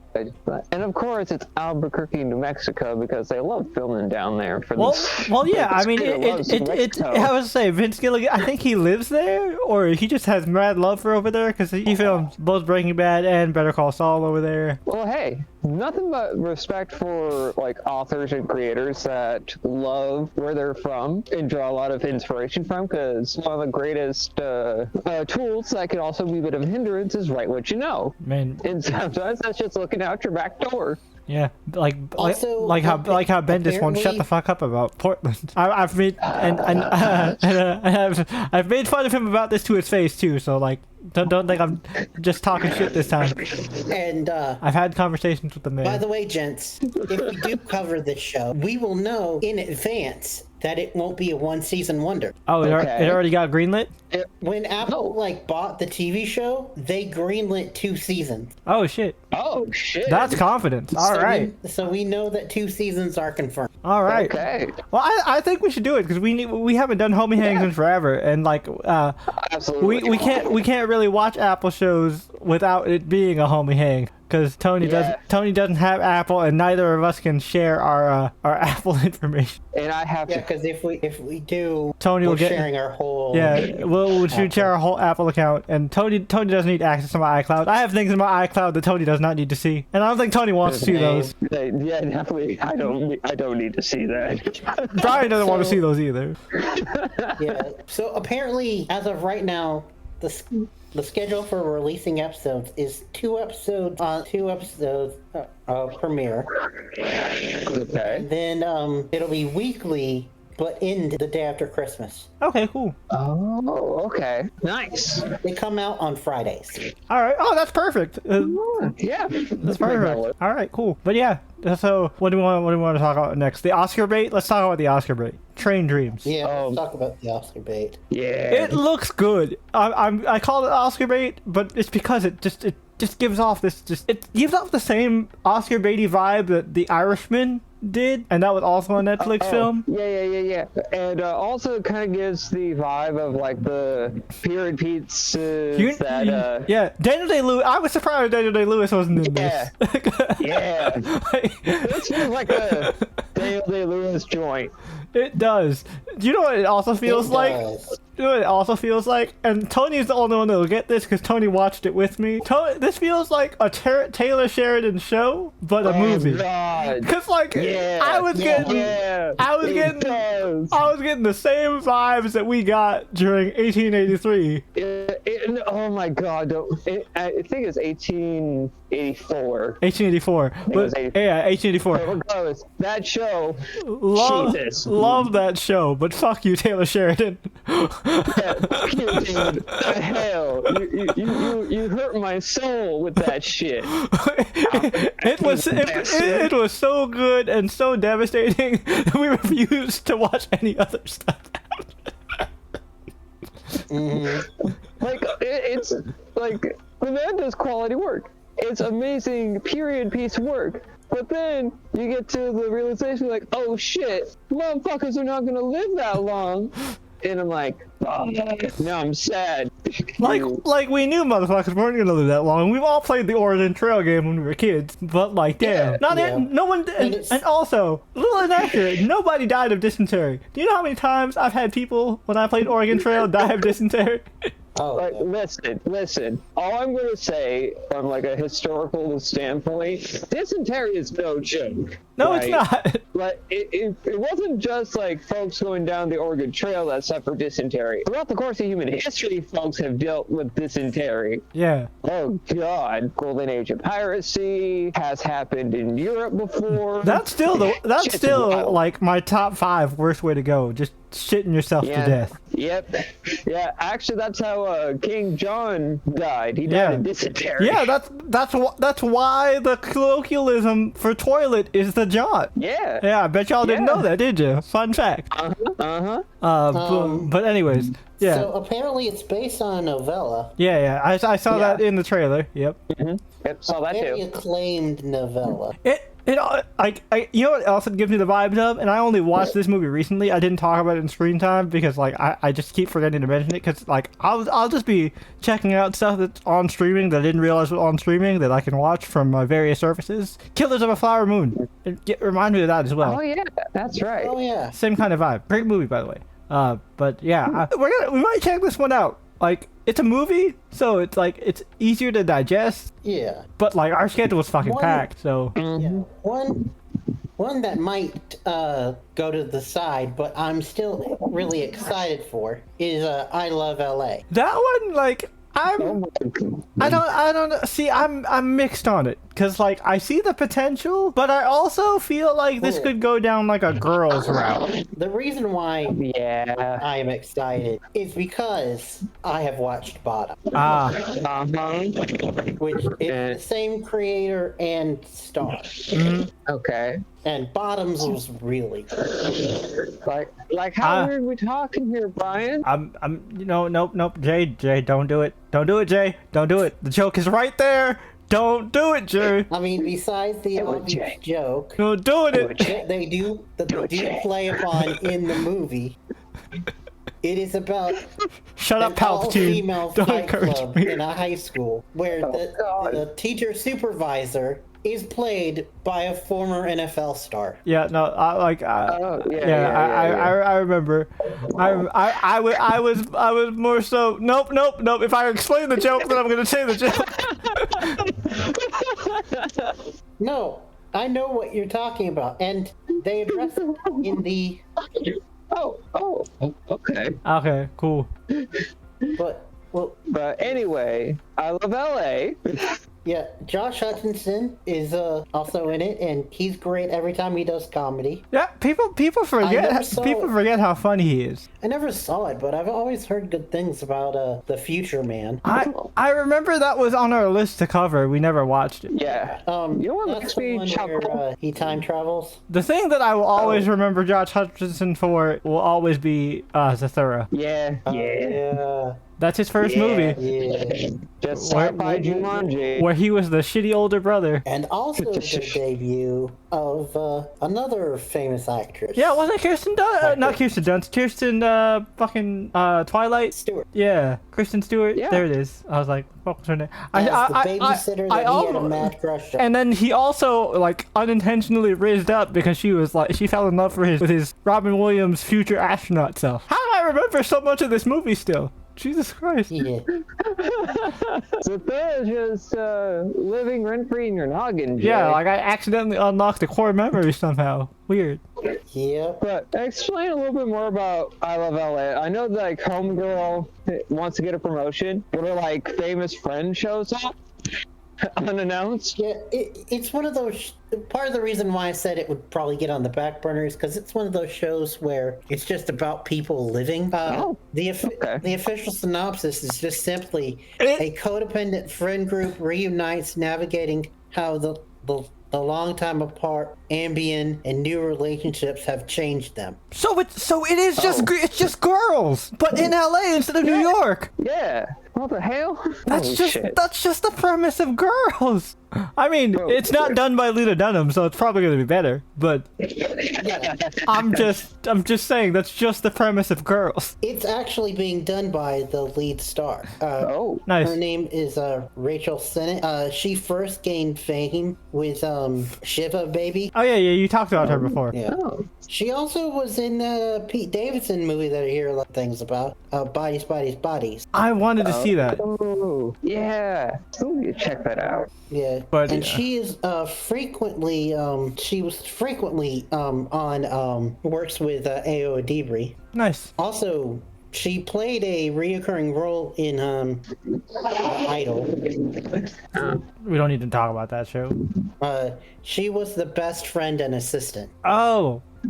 Oh. Oh, for I the, say that because Jay actually watched, I think, the first episode. I watched the entire thing. Oh, okay. Cause at this point I was like, you know what? They shortened the episode count. Technically, I'm halfway through. Fuck it, we ball, and it did not improve whatsoever. The Weeknd or Abel, you're an amazing musician, and like you come up with great concepts, but gosh, he is a terrible actor. Poor Lily Rose Depp. She needs surgery and a good pillow. How much she carried that show on her back. Lily Rose Depp was the only good part of that entire show. Damn. But anyway, I'm excited for this, but given the kind of movie that it is, and we've also talked, comedies are a little harder for us to cover. Yeah. Kind of hard for us to cover jokes when we have to explain the jokes, you know? Yeah. We can do comedies with plot, like we did with Life is Short and like even Haunted Hotel, which we did recently. But yeah, and which I had a marathon run of editing that thing. Yep. So kudos to me.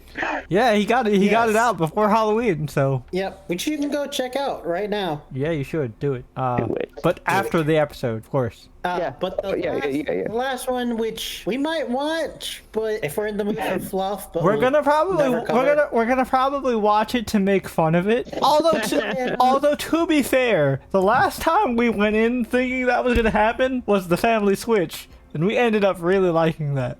But like, this might just be another holiday season homie hang for the hell of it, like Family Switch was, I believe. no, I think we did an episode on Family Switch. We did. Oh, yeah, we did. I that's remember right. that. Because that was the last. That's I think that right, was one. I think that was a last before break type episode. Because I think I remember what it was that we just did it for the hell of it and then really enjoyed it, and then our normally scheduled thing fell through, so we were like, hey, Yeah, why right, don't we right. just cover that? Right, yeah. Because we always try to do one holiday themed episode before we go on break. Yeah.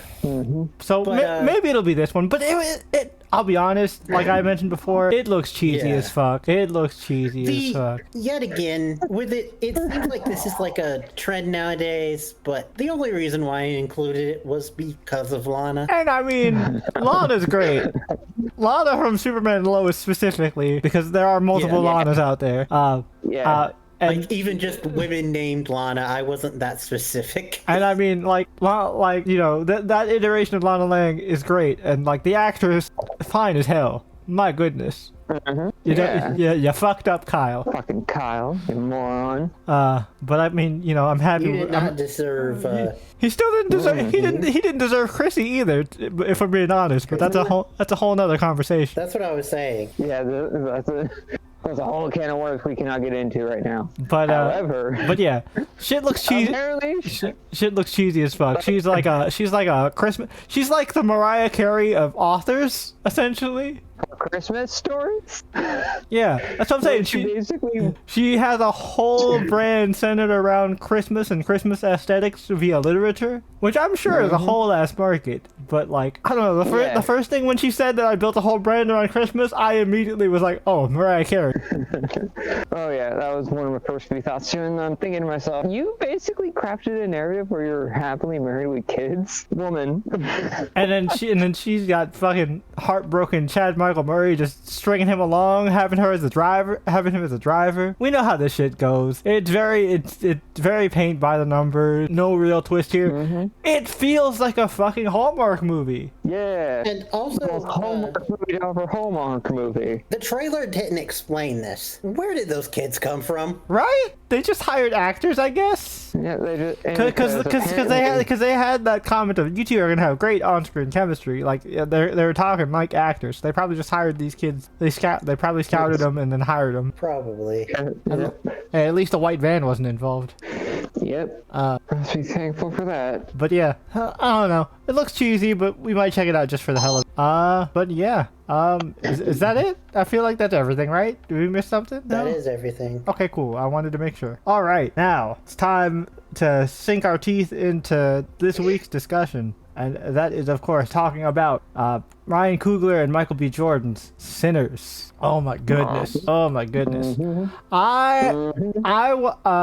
gonna do spoiler-free first. Spoiler-free initial thoughts, and then we'll go into spoilers. But we're gonna be pretty brief with the spoiler-free. I'll start with Tony. I'll go last, so we'll go Tony, Brian, then me. I was talking to Jay throughout the Mind Watch through of it, and I basically said to this man, holy shit, I have ascended. Like, that was basically my whole thing. Like, this film was crafted beautifully.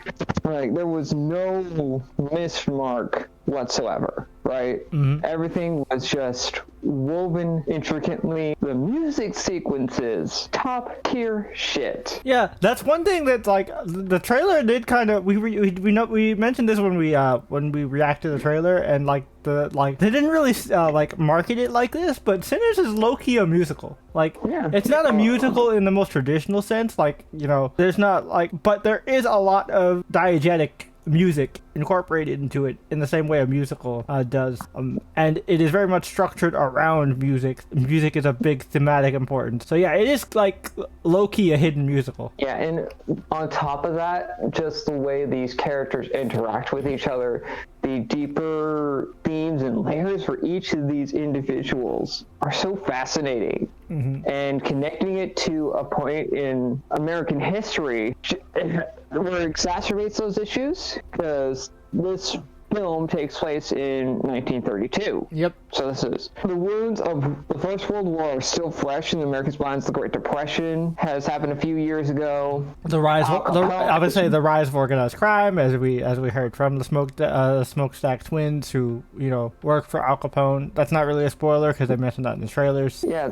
Just running with Capone as gentleman of color that's insanely which huge. which isn't inaccurate, because I'll say, if you look at Capone's gang was very diverse, because he very much believed in merit. So, which is what got him into a lot of trouble in Chicago in particular, because, like, all the racist old heads. Yep. And especially because, like, if I'm really big into mafia history. I like that's one of my many history niches. And the thing about like Chicago in the late 20s, early 30s, during Capone's the heyday of Capone's era, is that, like, the Irish, before Capone took over, the Irish were in control of Chicago. Irish gangs and black gangs, and Irish gangsters and black gangsters in particular, hated each other because Irish people kind of turned on black people once they officially got considered white. Yeah. Mm-hmm. Because in the beginning, they very much worked very well together, and they were hand in hand because they were both mistreated by white people. But then when white people realized, oh shit, if we let these Irish people and these black people team up, we're gonna be in some trouble. Nah, Irish people, you're one of us. You're cool. Come to our table. And then the Irish people were like, oh yeah, all right, see you later, black people. Obviously, they said a much different word, but I'm not going to say that. Yeah, and here's the crazy thing about that, which also connects to this time period. A lot of people in power like to keep those who are connected to poverty in check through social manipulation. Exactly. And the mobsters were using that on a micro scale. So seeing that the Italians and all those guys, they saw the Irish teaming up with the black gangsters at the time, like Jay said, they're like, oh shit, if those two work together, our string on power is going to be a moot point. Because also, if you think about it, like, what Tony says about, like, the whole social hierarchy, at the time, black people and Irish people were both kind of, like, in the kind of dregs of urban areas. So, like, that's true. If they united and they had, like, the bigger populous urban areas under their control, because those are their communities, the Italians and the other, like, white gangsters would be in trouble, because, like, oh, absolutely, yep. Crime happens in impoverished areas. So, like, if you control the slums, you control crime, especially in that era. Yeah, and on top of that, Europeans in general had a terrible history with mistreating the Irish. It's like the Irish were like the beta test for racism. Oh yeah, it's where the term Black Irish comes from. Yeah, exactly. But I'm saying that to just give a bit of context for folks at home. Oh yeah, I'm with you. So, and it's a very fascinating thing to look at, because especially the British were mostly the ones that did this and spread this along to the rest of Europe, is that they treated the native Irish terribly. Oh yeah. And it's also explained in the film with our antagonist, and it's so fascinating. And I mean, like, everything is picked out very meticulously, because with the antagonist being of Irish descent, there is that connection there, and also that shared, like, camaraderie over the destruction of culture. The destruction of culture is a big theme throughout this film. And, like, the villain's main motivation is kind of like resurrecting his culture, in a sense, bringing that culture back through the medium of music, which he believes he can get through via our lead character. And so it goes through this whole journey. And, like, what we'll talk about more in depth, which I'm not going to spoil too much, like, of the actual, like, details, is, like, more so, like, talking, this whole movie is about the soul of culture, right? And, like, not selling out to, like, yes, specifically white people, but more so, like, the masses. White people is the kind of just the all-encompassing figure of, like, the masses in charge. Now, obviously, for the majority of the quote-unquote civilized world, it has been, Europeans. So that's kind of the default here. You know what I also equate this film to, and it's just the way it's structured makes me think this. It's told like an American style folk tale. Oh yeah, I mean, the framing device is very, very much like that as well. And it just screams legends of blues musicians that have made deals with the devil, like the most famous one, where it was concerning the crossroads. Yep. And like the whole thing is like with like music being this big gateway, and how it transcends time. It's a very big kind of device throughout the entire movie. This movie itself also is like it's quintessential horror in a way that horror in its purest form is always going to hold a light up to modern society. All the best horror is steeped in social commentary. My favorite example is George Romero's films, not just Night of the Living Dead, but his entire like trilogy of those movies are all just scathing social commentaries from, you know, the 60s, 70s, and, you know, onwards from like the times those were made. And yes, this is set in 1932, but like you also got to remember the year this came out. We're not gonna go too deep into here, because like, you know, we pride ourselves, even though we're not afraid to show our political leanings. Obviously, we're not gonna make it about politics, because that just turns the comic convention into a nightmare. But like, we all know what the movie itself is speaking to, like the quiet part it's saying out loud. The whole it's the common saying of, you know, evil, the only way evil can win is if good men do nothing. Mm-hmm. And like the whole,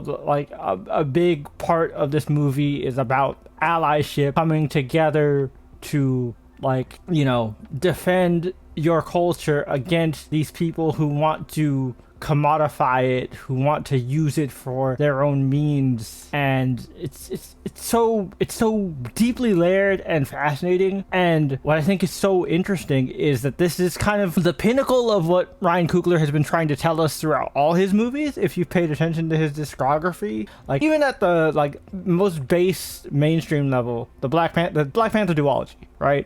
You look at that and you'll see a lot of his like more radical beliefs on culture and race relations, and like, you know, how like, and respectability politics, and all these, you know, very charged subjects that a lot of people, you know, we can discuss amongst ourselves but are afraid to mention out loud, because we don't want to, you know, upset the wider crowd, especially if you're trying to sell lunchboxes and superhero costumes. Mm-hmm. So oh yeah, like there's a lot to unpack here. I know I said I was gonna go last, but I couldn't help but just piggyback off of what Tony had to say. But go ahead, Brian. Well, I am the one who has seen this, I think, the most recent. Mm-hmm. And I've been hearing all the praise about it. Like, I mean, not only just Jay wanting to do it but I keep my ear to like the news world and everything. I've heard all the praise about it, and honestly, the praise is justified. I mean, it is really well done, and you can tell that this is just a big metaphor done in a way where you don't mind, and it's really good. There's only one thing that I don't particularly like it, but I can't dog it because it's a trope in Hollywood that I've just gotten a little tired of in general. The flash forward intro. Yeah. Like, especially in something like this where it's horror related, so we know ahead of time, oh yeah, this character survives. Yeah, because you saw him in the intro, yeah. Mm. Yeah. But like I said, that's a bigger problem with Hollywood as a whole, so I don't really take it against this movie. Also, in this case, it's more of kind of to show kind of, that was more to showcase less of the trope and more so the theme of time itself, right? And the connection of like kind of throughout time. Just time is a big thing throughout this whole movie, especially with the fact that we are dealing with vampires, which are like an eternal species. Yeah. Also, there's another reason why I like this iteration of that trope that I don't like, but that's a spoiler. Yep. Okay. Yeah, everyone does a great job with it. Michael B. Jordan pulling double duty. I have to say, I have always given Michael B. Jordan shit. I have. I'm one of those guys that always makes fun of Michael B. Jordan because Michael B. Jordan always just plays the same guy every time. And I've made fun of him ever since The Wire. And I will say, this is his best role yet because he has to act against himself. Do you know how hard that shit is? Yep. Like, he... really showed his chops here. I will say that at least in my memory, there is only one other time that I have seen that work in like the last decade or so, and it's in like one of the weirdest places. Oh, Disney. oh, Liv and Maddie. oh yeah. Oh, whatchamacallit? Fucking someone else I want to shout out who obviously has gotten a ton of praise throughout. So this is just kind of repeating the chorus. Haley fucking Steinfeld, bruh. Oh yeah. Like no, this is the exact opposite of Michael B. Jordan. I've championed Haley Steinfeld since True Grit when she was a youngin, and she was like, we were about the same age, but like I've championed Haley Steinfeld since True Grit, and she shows why she is a top class actress. And I remember so many people being confused, including myself. But then when I found out that Haley's grandfather, much like her character Mary, is half black, so this is her first time really getting to tap into that side of her heritage, I thought that was really cool and really meaningful, because in a lot of the interviews she talks about how her grandfather had like passed right when she got the role, so she was really sad that he didn't actually get to see her in this role. And like Mary herself is a very complex character that deals with a lot of stuff that again is stuff that is very much like the quiet part that's never said out loud with these kind of things. Yeah, and also underrated actress who kills it every time we see her. And I'm not going to say this name right, and I apologize in advance. Wumi Masaku. Is that Annie? Yep. Yeah, she was great. She is B-15 in Marvel. Yep. She was Ruby in Lovecraft Country. She was one of the main characters in Scavenger's Reign. Oh, I never saw that one. That was the animated show, the one that got a lot of praise that you said we needed to watch. Wait, she was in that? Oh, that's the sci-fi one. Yeah. Oh shit. Oh Yep. Yeah. Now I remember. I never put a name to the voice, but now she said B-15. Yeah, oh shit, you're right, she was in that. Yeah, great actress every time we see her, and oh boy, that is Annie. She was phenomenal.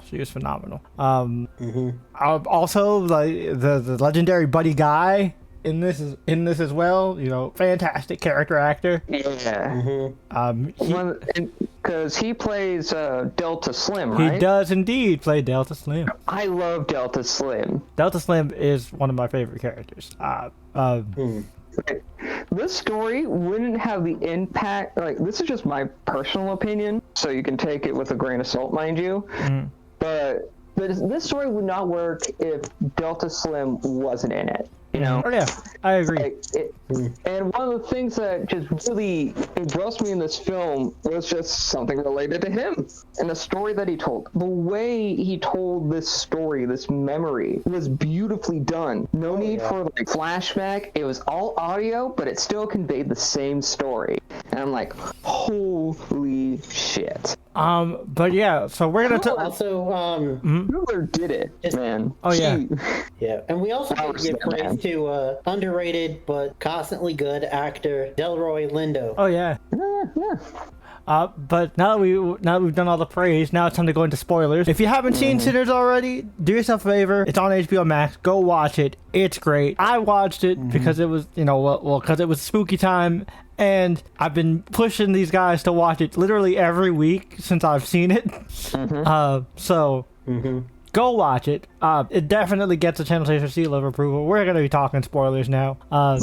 You have been warned. Okay, so first things first, I want to talk about music. Oh my god, yes. So the way music is used in this film is phenomenal. This movie is a musical. I don't care what anybody says. People are gonna look at me weird. When I say Sinners is a musical. But if you look at Sinners, it has clear motifs. It has character themes. It has reprises. It has all the structural hallmarks of a musical. musical. And it also has like the hallmark of any good musical. It has just this absolute showstopper. It has two showstoppers. It has two showstoppers. Yeah, that is true. That is true. But the way those the villain song. One of them being the villain Yes. song, but the biggest showstopper, at least in my opinion, I would definitely want to hear you guys'. But for me, the showstopper that like took my breath away in the theaters, Pale Moon. Ooh. Especially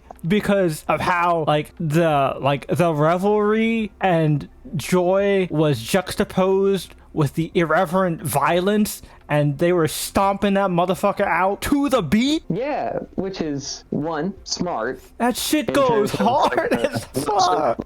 like a mobster perspective, that shit goes hard. But I think the musical sequence that really captivated me the most is Sammy's number, where just time is transcended. You're talking about the first time the like the full version of Traveling, or no the one about his dad. It's the one about his dad. Yeah, the one about his dad. But he is playing this song to basically everyone in, not only in that place, but you don't only see the culture of all the black people in that joint just expressing themselves through time and space. Yeah, he had someone throwing it back who's from the modern day. You have the like the deep roots of the African music, of the South African music. Then you go into it's West African. West African. My bad. West African music, and then and then it goes into the time period where Sammy is at in the 20s and 30s. Then we transition into like the 60s electric blues, 60s 70s electric blues, and then we jump all the way to the 90s with like a DJ sampling it. Yep. Yeah, and we also see a couple guys just dancing. It was like that was the 80s where they were just doing like the break beats and dancing over it, and then like I'm saying just like these individuals look like they're from one of the I only remember one of the names of the two most famous gangs. Oh, the Crips. There we go. Yeah. The ones with the blue bandanas. Crips are blue, Bloods are red. Yep. And then you also had the look like they're from modern time. Girls that are throwing it back. That was the 90s bit. Yep, that was the 90s bit. They were throwing it back like they were straight out of like the 2020s because they were twerking. Like that homegirl was twerking. That's what I'm talking about. They twerked in the 90s too. No, they weren't twerking in the 90s. They were not twerking in the 90s. Not like that. No, they did. They did. Trust me. Their clothes look modern to me. Their clothes are definitely more modern. But like, yeah. And then just throwing in the extra bit of they also throw in the Chinese. So interesting. Yeah, they also throw in the Chinese for like the choice, or is it Choi? Cho? No, I think it's. I know the Chow? husband's name is. Bo. I know it's Bo Chow. I think it's Chow. I think they're Chows. The Chows. Yeah, it is probably Bo Chow. Bo But Chow. his wife just, and a stellar performance. Yeah. From that actor. And I love the costuming. She looked like I know like obviously Oiran is a Japanese thing, but she looked like an Oiran kind of geisha type beat, like with the pale makeup and shit. Like when like aspects of their culture were introduced, like that one dancer just popped out of nowhere. Yep. I was like, yo, what the hell? Yeah, again, like the whole thing, right? And the big metaphor, and Delta Slim talked about it, is that which is very true. Religion and stuff like Christianity specifically, and we're not talking obviously there is a more pure version of Christianity that was pushed onto Africans that wasn't as Eurocentric, but we're more talking about the Eurocentric Christianity that was forced onto slaves when they were put on the slave ship. You're saying, religion was forced on us, but music is something we brought from home, and they can never take that away from us. Yeah, and that's a very powerful message. And in fact, that's kind of what drew Remrick in. Exactly, because as Delta Slim says, it's like it's a way of communing with the divine, right? Like you connect with your ancestors, you connect with the past, present, and the future, as we saw like quite literally through that sequence, and it's fucking beautiful. Then you have our antagonist. This yes, he is technically the villain of this story, but I like to. Okay, no, he's definitely more of an antagonist, and I definitely wanted to leave it to you to talk about this because obviously this is more of your culture kind of thing. Yeah, and just a lot of the cultural context, especially when it comes to his number, where it's the multiple, where they're singing this Irish song where. Rimmer just river dances. Yep. And just the reverence of his culture just shines through in his vampiric state. Mm-hmm. To me, the intent that Rimrick was going for was a sense of community because of something that he lost for years. And I also love what the vampires represent in this film. They don't just represent, like, there is the one metaphor of the vampires representing the masses, the white man, quote unquote, but also what the vampires represent are people that are trapped in hate and can't move on because of what was taken from them. If you look at all the people returned, that is the big thing in common they have, is that they are all going through some kind of turmoil that involves some kind of either internal or external hatred, right? In particular, you point at somebody like Stack or Mary. Mary in particular is going through a lot of inner turmoil, especially given the loss of her mother at that time. And she's emotionally vulnerable, and Stack being very good at emotional manipulation, especially for that poor woman. But also Stack himself being like the heart of the twins, right? Smoke is obviously like the muscle. He is the pragmatic, shoot first, ask questions later. Questions never. Well, ask questions never. Smoke. I watched a CZ's World video talking about the twins to kind of give me a good perspective on them, and he really goes into like CZ's World's video goes into like the psychology of twins, where you have a more dominant twin, and it makes sense here. And just for the Smokestack twins, Elias was viewed as the weaker twin by their father. I mean, their father beat him so bad that he was unconscious. Where Smoke ended up killing him. And it's even down to the details of the colors that they wear. And also the thing that I really like that is kind of reflected in both their love lives is that like the thing in particular with men, I mean it's still true to this day, honestly, but especially during this time, men are supposed to be these like stoic figures who are just supposed to provide, protect, and be tough. They're not allowed to be vulnerable and like even seek pleasure.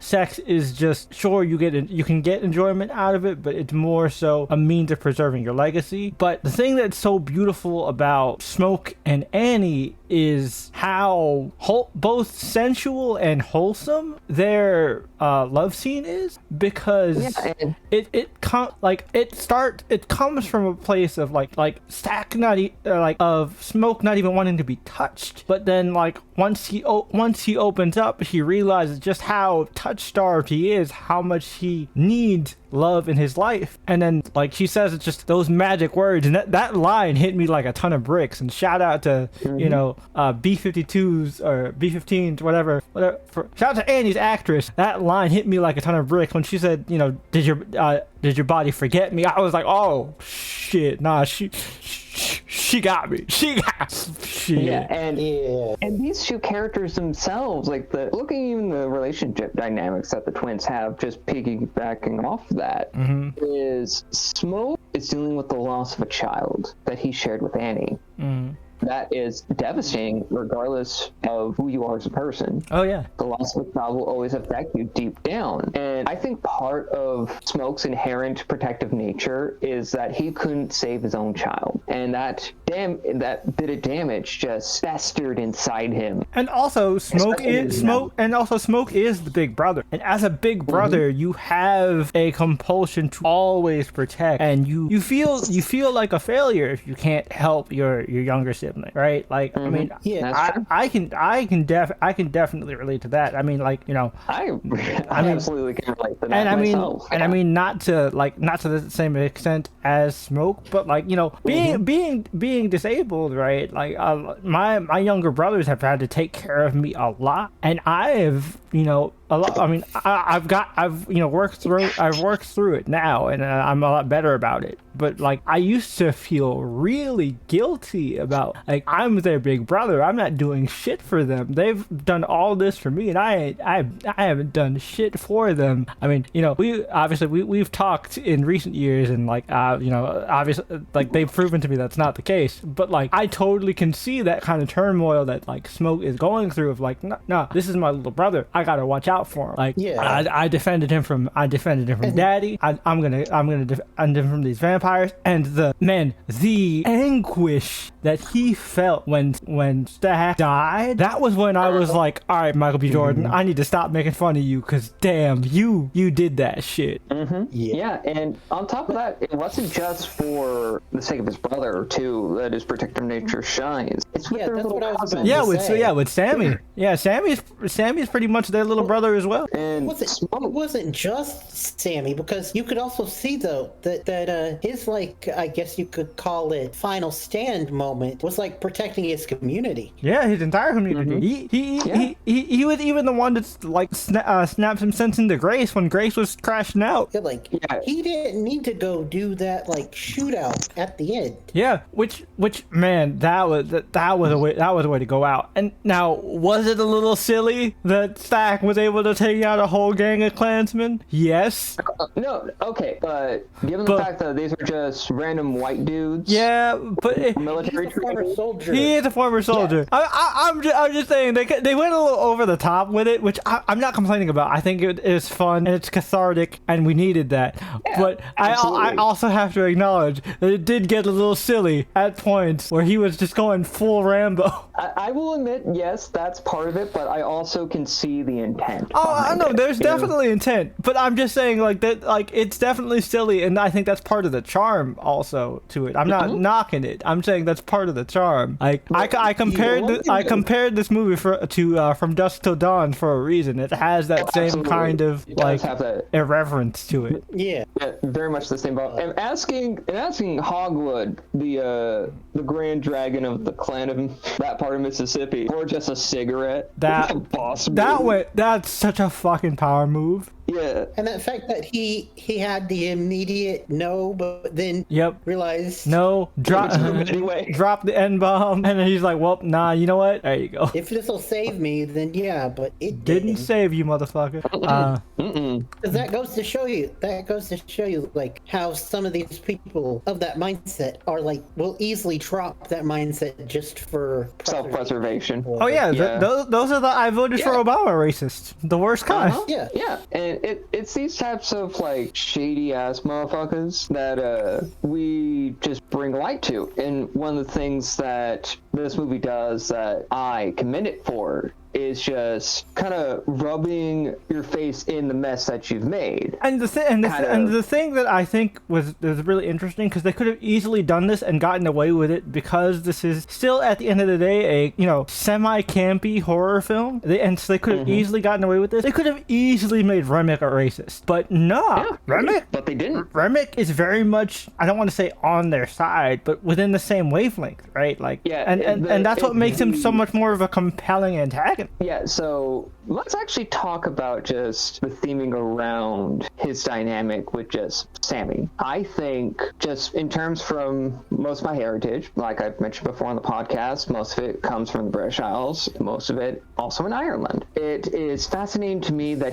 Remick talks about his perspective of what the British, what Europeans have done to his people, how they brought their god and beat it over their heads. But how even so, he still manages to find comfort. Like the Our Father scene, my God. Yeah, and how he, like, this whole spiel when he's talking to Sammy, he has him just within his grasp. He just speaks to just an air of relatability, and that's haunting. Like, he goes on to say that you and I were very similar. We can get rid of all of this hate dwelling inside their souls, and there can be that comfort, because at the end of the day, Remick is just looking to go back home. And again, what I love about the vampire metaphor here is that what separate like Remick, Stack, and Mary from people like Smoke, Annie, and Sammy is that they gave up. They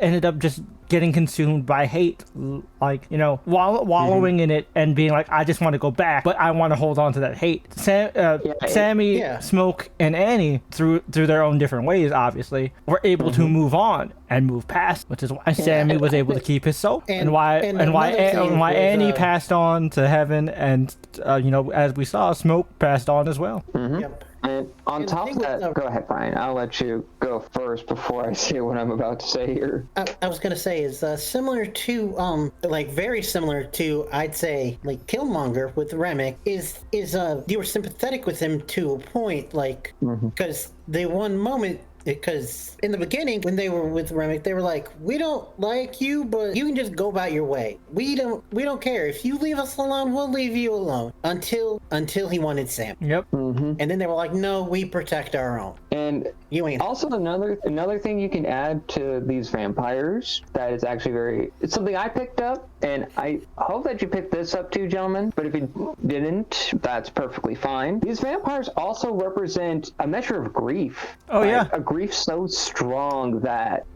they can't just let go. Yeah, again, for both sides, the Irish vampires and the black vampires, it all comes from a loss of culture, right? Like losing that part of themselves and their heritage. And it's deep, it's systemic. It's it's something that's never gonna go away. Yeah. They like shove your nose in it with Haley Steinfeld. Yeah.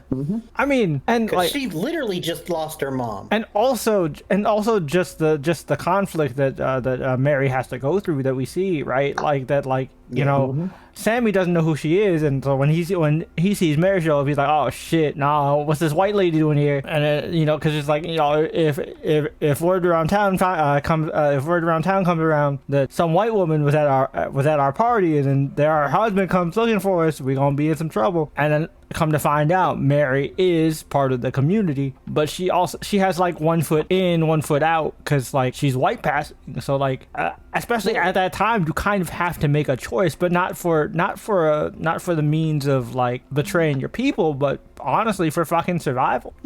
Also, in the same vein, though, she wasn't the one that chose. She was pushed in that direction. Yep. But also looking from Stack's perspective, Stack did that because he thought he knew she would be safer than going along with him on that dangerous life that they lived, you know, running through the streets of Chicago. So he knew Mary would be safer if she just went the safe white privilege life. But because he pushed her to that way, it kind of it kills her on the inside, which is what made her vulnerable, which is what made both her and Stack vulnerable to the vampires, because they both had that kind of emptiness in them. So like the curse could take root, because that's the thing about hatred, right? Like that's another theme of the movie, is that hatred is an eternal curse unless you like actively work to get that shit out of you. It's gonna take root and be there forever. I mean, this is a more like extreme version of this, but I mean, we're all nerds here, so I can get real nerdy. Case in point, look at DC with the Red Lanterns. Yeah, that's true. Exactly. It's literally ingrained in them to where, like, if they stop the anger, they die. Like literally, for those listening that might not know, the way the Red Lanterns work is they literally have to take out their own heart. And so with that, the ring acts as their heart. Yep. Yes. In the most basic sense.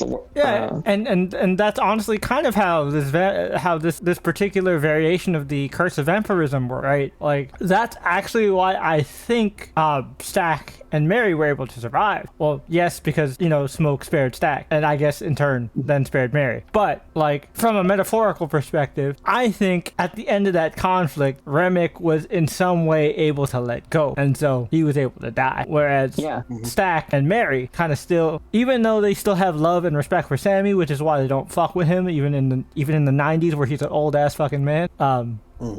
They still love him, and they have that beautiful moment at the end where they're just like, no, that was the best day of my life, because that was the one day we were free. Freedom is another big theme throughout this music, because that one night of revelry, you know, with the music, where it's like they were just able to commune with the divine, and, you know, as Tony said, ascend, transcend, like, it freed them. And it's that freedom that, like, Remick wanted, and I think that's fucking, it's beautiful. Like, Yeah. like, As an antagonistic force, you understand his motivation. It's not the most, it's simple yet complex at the same time. oh yeah, Where and feeling empty, you can actually be free from just that emptiness, that hollow feeling inside. yep, yeah, and like a good metaphor for all of that. And like I think part of the reason why Remick chose to let go is, as they've said it multiple times, that as a vampire, you don't get to feel the warmth of the sun. yep. And at the end there, Remick did get to feel the warmth of the sun. Like when the sun was starting to shine, granted, he was on fire, but he stopped attacking. Yep. That's because he was part of it was he was outsmarted because he thought he was going to get what he desired. He was laser focused. He wasn't. Yep. He thought Sammy was giving in, but Sammy was just stalling for time. And also the silver used. Also- when Sammy bashed him on that. Yeah. Also, bashed him on can I say, as a fan of vampire lore, I am so glad we got a vampire film that stuck to pretty much classical vampire rules, to the fact where the vampires could not cross the running river. Anybody catch that? Yeah, I was like, I did. Yeah. I did. And the only way Remick was able to cross is because he just latched on to Sammy, yeah. And also, I like that they have the whole shared memories thing, which that's classic vampire. Yeah, I think it's just so cool. Also, just the makeup and effects on the vampires, they didn't overdo it, but it was just enough to be scary. Oh yeah, and the best thing about these vampires, the eyes. Yeah, also, I'm not gonna lie, bruh. Vampire Haley Steinfeld could get it. Oh my goodness. Oh my goodness. Oh man. Because they pulled a trick that's similar to most nocturnal predators. One of my favorite things, like when I first saw the movie, because I saw it like within opening week, one of the things that was the most hilarious was seeing on Twitter everybody talking about Haley Steinfeld and being like, man, Haley Steinfeld channeled all 25% of her blackness and specifically in the scene where she looked at Sammy and says, boy, get the fuck up out, boy, if you don't get the fuck up out my face. Yeah. I'm like, yo, Haley Steinfeld's not black as fuck. Everybody on Twitter was like, yo, she channeled the ancestors for that one. It was some crazy shit. I love that. But seriously, Haley Steinfeld fucking knocked it out of the park. Oh yeah, and also Cobra has to be like the dumbest motherfucker alive. Yeah, damn it, cornbread. Like that actor, I don't know his name because my phone died, but I've seen him in a lot of things, and he's a very good, like, familiar face actor. Oh yeah, for sure. Great actor, but the character himself. Yeah. Yeah, he was a dumb motherfucker. Bro. He was a dumb motherfucker. Like, let's be honest. Yeah, he was. This man, well, one, Smoke and Sack should have thought about making like an outhouse of some kind, or at least some protection. Yeah, right. And two, you don't go that far away from your place of employment just to piss. Also, it's a fucking old mill. You could have pissed on the wall. Obviously not inside the building. You could just piss outside the building. Yeah, like, You dumb bastard. it's not like you can't wash it later. Like, what the fuck? Yeah, I looked at this man and I'm thinking, why? Yeah, no. Why are you doing like the classic? That's why I didn't feel bad for Cornbread. I was like, nah, Cornbread dead now. Yeah. Yeah, I looked at this man like, bro, why are you The doing like only this? person I felt bad for, I only felt bad for two people. I felt bad for Mary. I felt bad for Pearlie. No, I felt bad for three people. I felt bad for Mary. I felt bad for Pearlie. And I felt bad for Bo, because Bo ain't deserved that. Bo I don't know his name. Oh. I don't know his name, but I did kind of also feel bad for the drunk. That was Delta Slim. Delta Slim? Yeah, that was Delta Slim. Delta Slim went out like a badass. No, Delta Slim is fine. Yeah, that old head. Not Delta Slim, not him. The one that got kicked out because they thought he was dead. Oh, yeah. Oh, no, that guy. Oh, Okay. oh, and it turned out It was under suspicion. He was just drunk. Yeah. Yeah. That guy. Yeah, he was passed out in a puddle of liquor that they thought was blood. Yeah. Yeah. Look, circumstances like that have happened. It's understandable. They were just being cautious. I get it, but I still feel bad for Oh the yeah, dude. I feel bad for him, but Bad for the dude, but he shouldn't have been stupid like that. You know? he should have held his liquor. That's also on him. Begging on the door. I'll pay my tab, I swear. Some weird shit's going on out here, Smoke. Because that's how much he was. Because he was passed out before any of that stuff happened. Yep. Oh yeah, that is true. And this man, one, can't hold his liquor, weak as fuck, right? Yep. Well, I have no room to talk on that front because I haven't drank anything alcohol related in a while. But fact of the matter is, didn't hold his liquor, fell asleep on the floor in a bar, man. Not a look. To be fair to you, to be fair to y'all, Tony, I feel like out of the three of us, I think I'm the only one that would actually like be able to hold their liquor. Well, from I know. from what I've heard, you're a fish. I mean, yes, I will not deny There's only that. one All I'm person that I know who could probably outdrink you. Oh yeah, 100%. I'm saying I know my limitations. That's all I'm saying. But this man didn't know his limitations. That's what I'm getting at. Oh yeah. But yeah, all right. So this has been a great talk. Significantly shorter than our screen time, but I feel like we still went pretty in depth. Regardless, final thoughts and ratings. We'll go reverse this time. Brian, Tony, then me. That's it. Well, you say reverse this time, but I say reverse as in flip. been- I say flip you and Tony, because I let Tony go first last time. I go last a lot lately. Yeah, I mean first a lot lately. But anyway, I know I hadn't talked much about it, but like It's because we've hogged all the points, to be honest. I'm sorry about that, Brian. well, it's also I'm the outlier here because Jay represents Irish. Jay represents people of color. Tony represents Irish. I'm just out here. Just random white guy. Tony, Brian, just Yeah. quiet. Yeah. Just quiet. And I hadn't said much, and it is still very. I think I know what Jay's rating is going to be. I feel like And that's pretty honestly- obvious. Honestly, I don't hate to say it. I don't know why I said it like that, but I think I hate giving something like this high of a rating so soon. Like even when I watched Weapons, Jay was like he had it in his top 5, and I'm like, I don't know if I could do that because it was so new. But Then Brian reminded me what came out this year, and I'm like, okay, I have to move it to top 10, but it definitely is a qualifier. yeah, but Yeah. I totally get what all the hype is about this movie, and even though I haven't said too much about it, I think it kind of deserves it. 10 out of 10. Fuck yeah, Brian! He said that with his chest. I'm proud of you, man. Let's go. All right. I feel like, foregone conclusion. So, Yeah. it's a hat trick, folks. Yeah. You don't even have to. Yeah, we say don't need to yap any further. We already hogged all the airtime from Brian. We don't gotta do it again. And plus, we know a little bit of the history behind like when this film takes place. Yeah, and that's the other thing. We're also history buffs, and this is a period piece movie. Plus, we also all love monster movies, and we love vampire stuff specifically. And vampire stuff hasn't been done justice in over a decade. So, like, yeah. Movie-wise, because Oh yeah. Interview has been killing it. Interview has been killing it. Interview is amazing, but in terms of a vampire film, Yeah. man, I haven't seen it, but I did hear good things about Bronx versus vampires. Oh, I gotta see that. that sounds That sounds fun. That sounds real fun. that sounds goofy, and I need to see that It shit. better be goofy. From what I understand, it's kind of like if you remember that movie Attack the Block. Oh, But so with it's- instead of vampires instead of aliens, aliens? Let's go! I'd fucking watch that yeah. shit. Oh, I gotta check that out. we need to watch that. I'm from the Bronx. I'm obligated to watch that.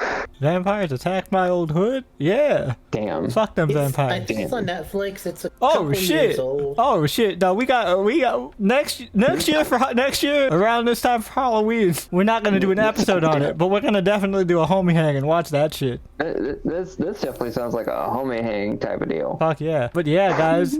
So, Sinners, I finally did it after like 2 months of constantly being like, all right, guys, there's nothing to cover here. Let's do this. I fucking did it. You're welcome. It's more than 2 months. More, yeah, oh yeah, because this came out, this came out in streaming in July, so yeah, more than 2 months. But yeah, you're fucking welcome. I don't even care if this video doesn't do well. I'm just happy I did it. But please watch the video. Yeah, please. Yeah. Regardless. I think in terms of commentary, this is one of our best. This is definitely one of our best, and honestly one of our most cohesive, even if we have a movie-length screen time. But I feel like that movie-length screen time is still justified because we got into a real good soapbox mode there. I feel like honestly, this is a banger episode, y'all. Not to you know, stroke ourselves off during our ending. And I'll but try not to take too much offense to the fact that it's banger episode when I took the back seat a lot. listen, Brian, no, it's called knowing when to play your role. If you, I mean, like, you know, like if it's better to contribute something meaningful, like little meaningful bits, than saying a whole lot of nothing. That is true. Yeah. So you did good. You're close with two. Yeah. Yeah, and you're also friends with 2 Yappy McGee's, so Fair enough. Yeah. But you know, so that you can actually have some airtime, Brian, why don't you tell the lovely folks at home what we will be covering next time on the podcast? Well, next time, Jay mentioned that we were ending the horror with Sinners, and he kind of lied. Oh yeah, that is true. I did kind of lie. We are still being a little spooky. Yep, we are continuing this spooky. Because a certain movie is going on streaming that had a limited theater run.